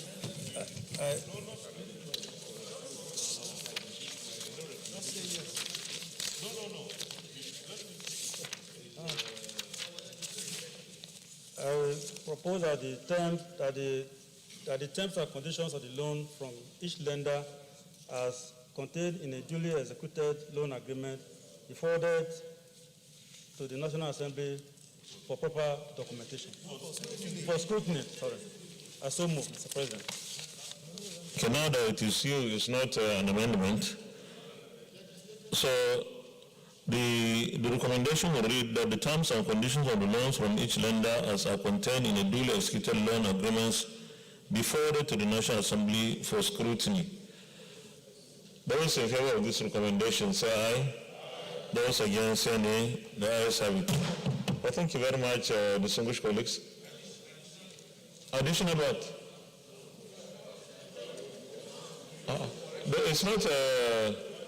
It's not a motion, so there is nothing additional this thing. Senator Bima, it's not a motion, so there won't be any, this is based on facts. So we cannot take additional recommendations. Distinguished colleagues, this is like our colleague, Senator Surajuddin Ajibola mentioned or emphasized on part of the report. The requests for states, which is about $1.5 billion, is not approved here. And this is because the Federal Ministry of Finance has not been able to come to our committees with details of what the $1.5 billion will be used for in the states. And it's the feeling of the Senate that for the $1.5 billion to be approved in the future, such important documents, relevant documents on how the funds will be used must be presented before the Senate Committee on Local and Foreign Debts, or let me say before the Senate or National Assembly. But the ones we passed, we also have the obligation to ensure that the funds are utilized spot on those projects that have been mentioned. Because this, even though you have 1% interest rate, if you are borrowing anything, is a very expensive thing, even if it is 1%. So we have to ensure that the funds are used prudently on those projects. With this, I want to commend the committee for staying on to do this kind of very heavy job in a very short time. Thank you very much. And I think tomorrow, we will adjourn now. Tomorrow,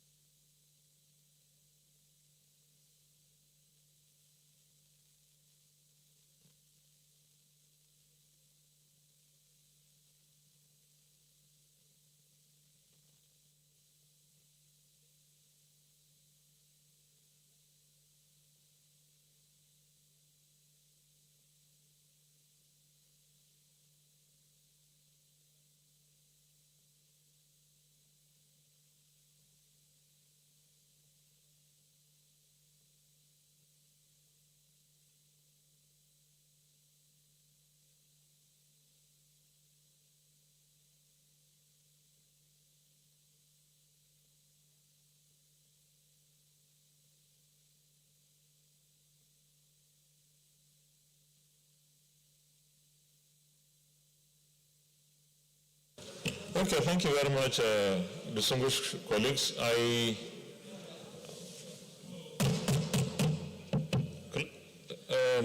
Chief Whip, please. Distinguished colleagues, I was just about to announce that we will hold plenary tomorrow to receive the budget and then consider it the following day. We distribute tomorrow and then we look at it on Thursday. But I've just been informed by the leader and of course the chairman of the Appropriations Committee that the production process is going to take some time between us and the House, and therefore the documents will not be available tomorrow. I think for that reason, I don't think we have to come back tomorrow. unless we have some other things that are so important. If we have, at the moment I can't remember anything, but I know that some of the issues on the order paper will have to be stood down. When the budget documents will be, the revised will be made available, I think it's more appropriate. We are back here on Tuesday, we receive it, we distribute it, we read it, and then on Wednesday we come and consider it. If we have some urgent issues, we can come back tomorrow. But if it is only, if there is nothing that is very urgent, I think given this kind of situation, we shouldn't bring everybody back. So I don't know, the DSP, the leader, is there anything? The minority leader, is there anything that we really need to, palliatives? Tuesday. So we will adjourn.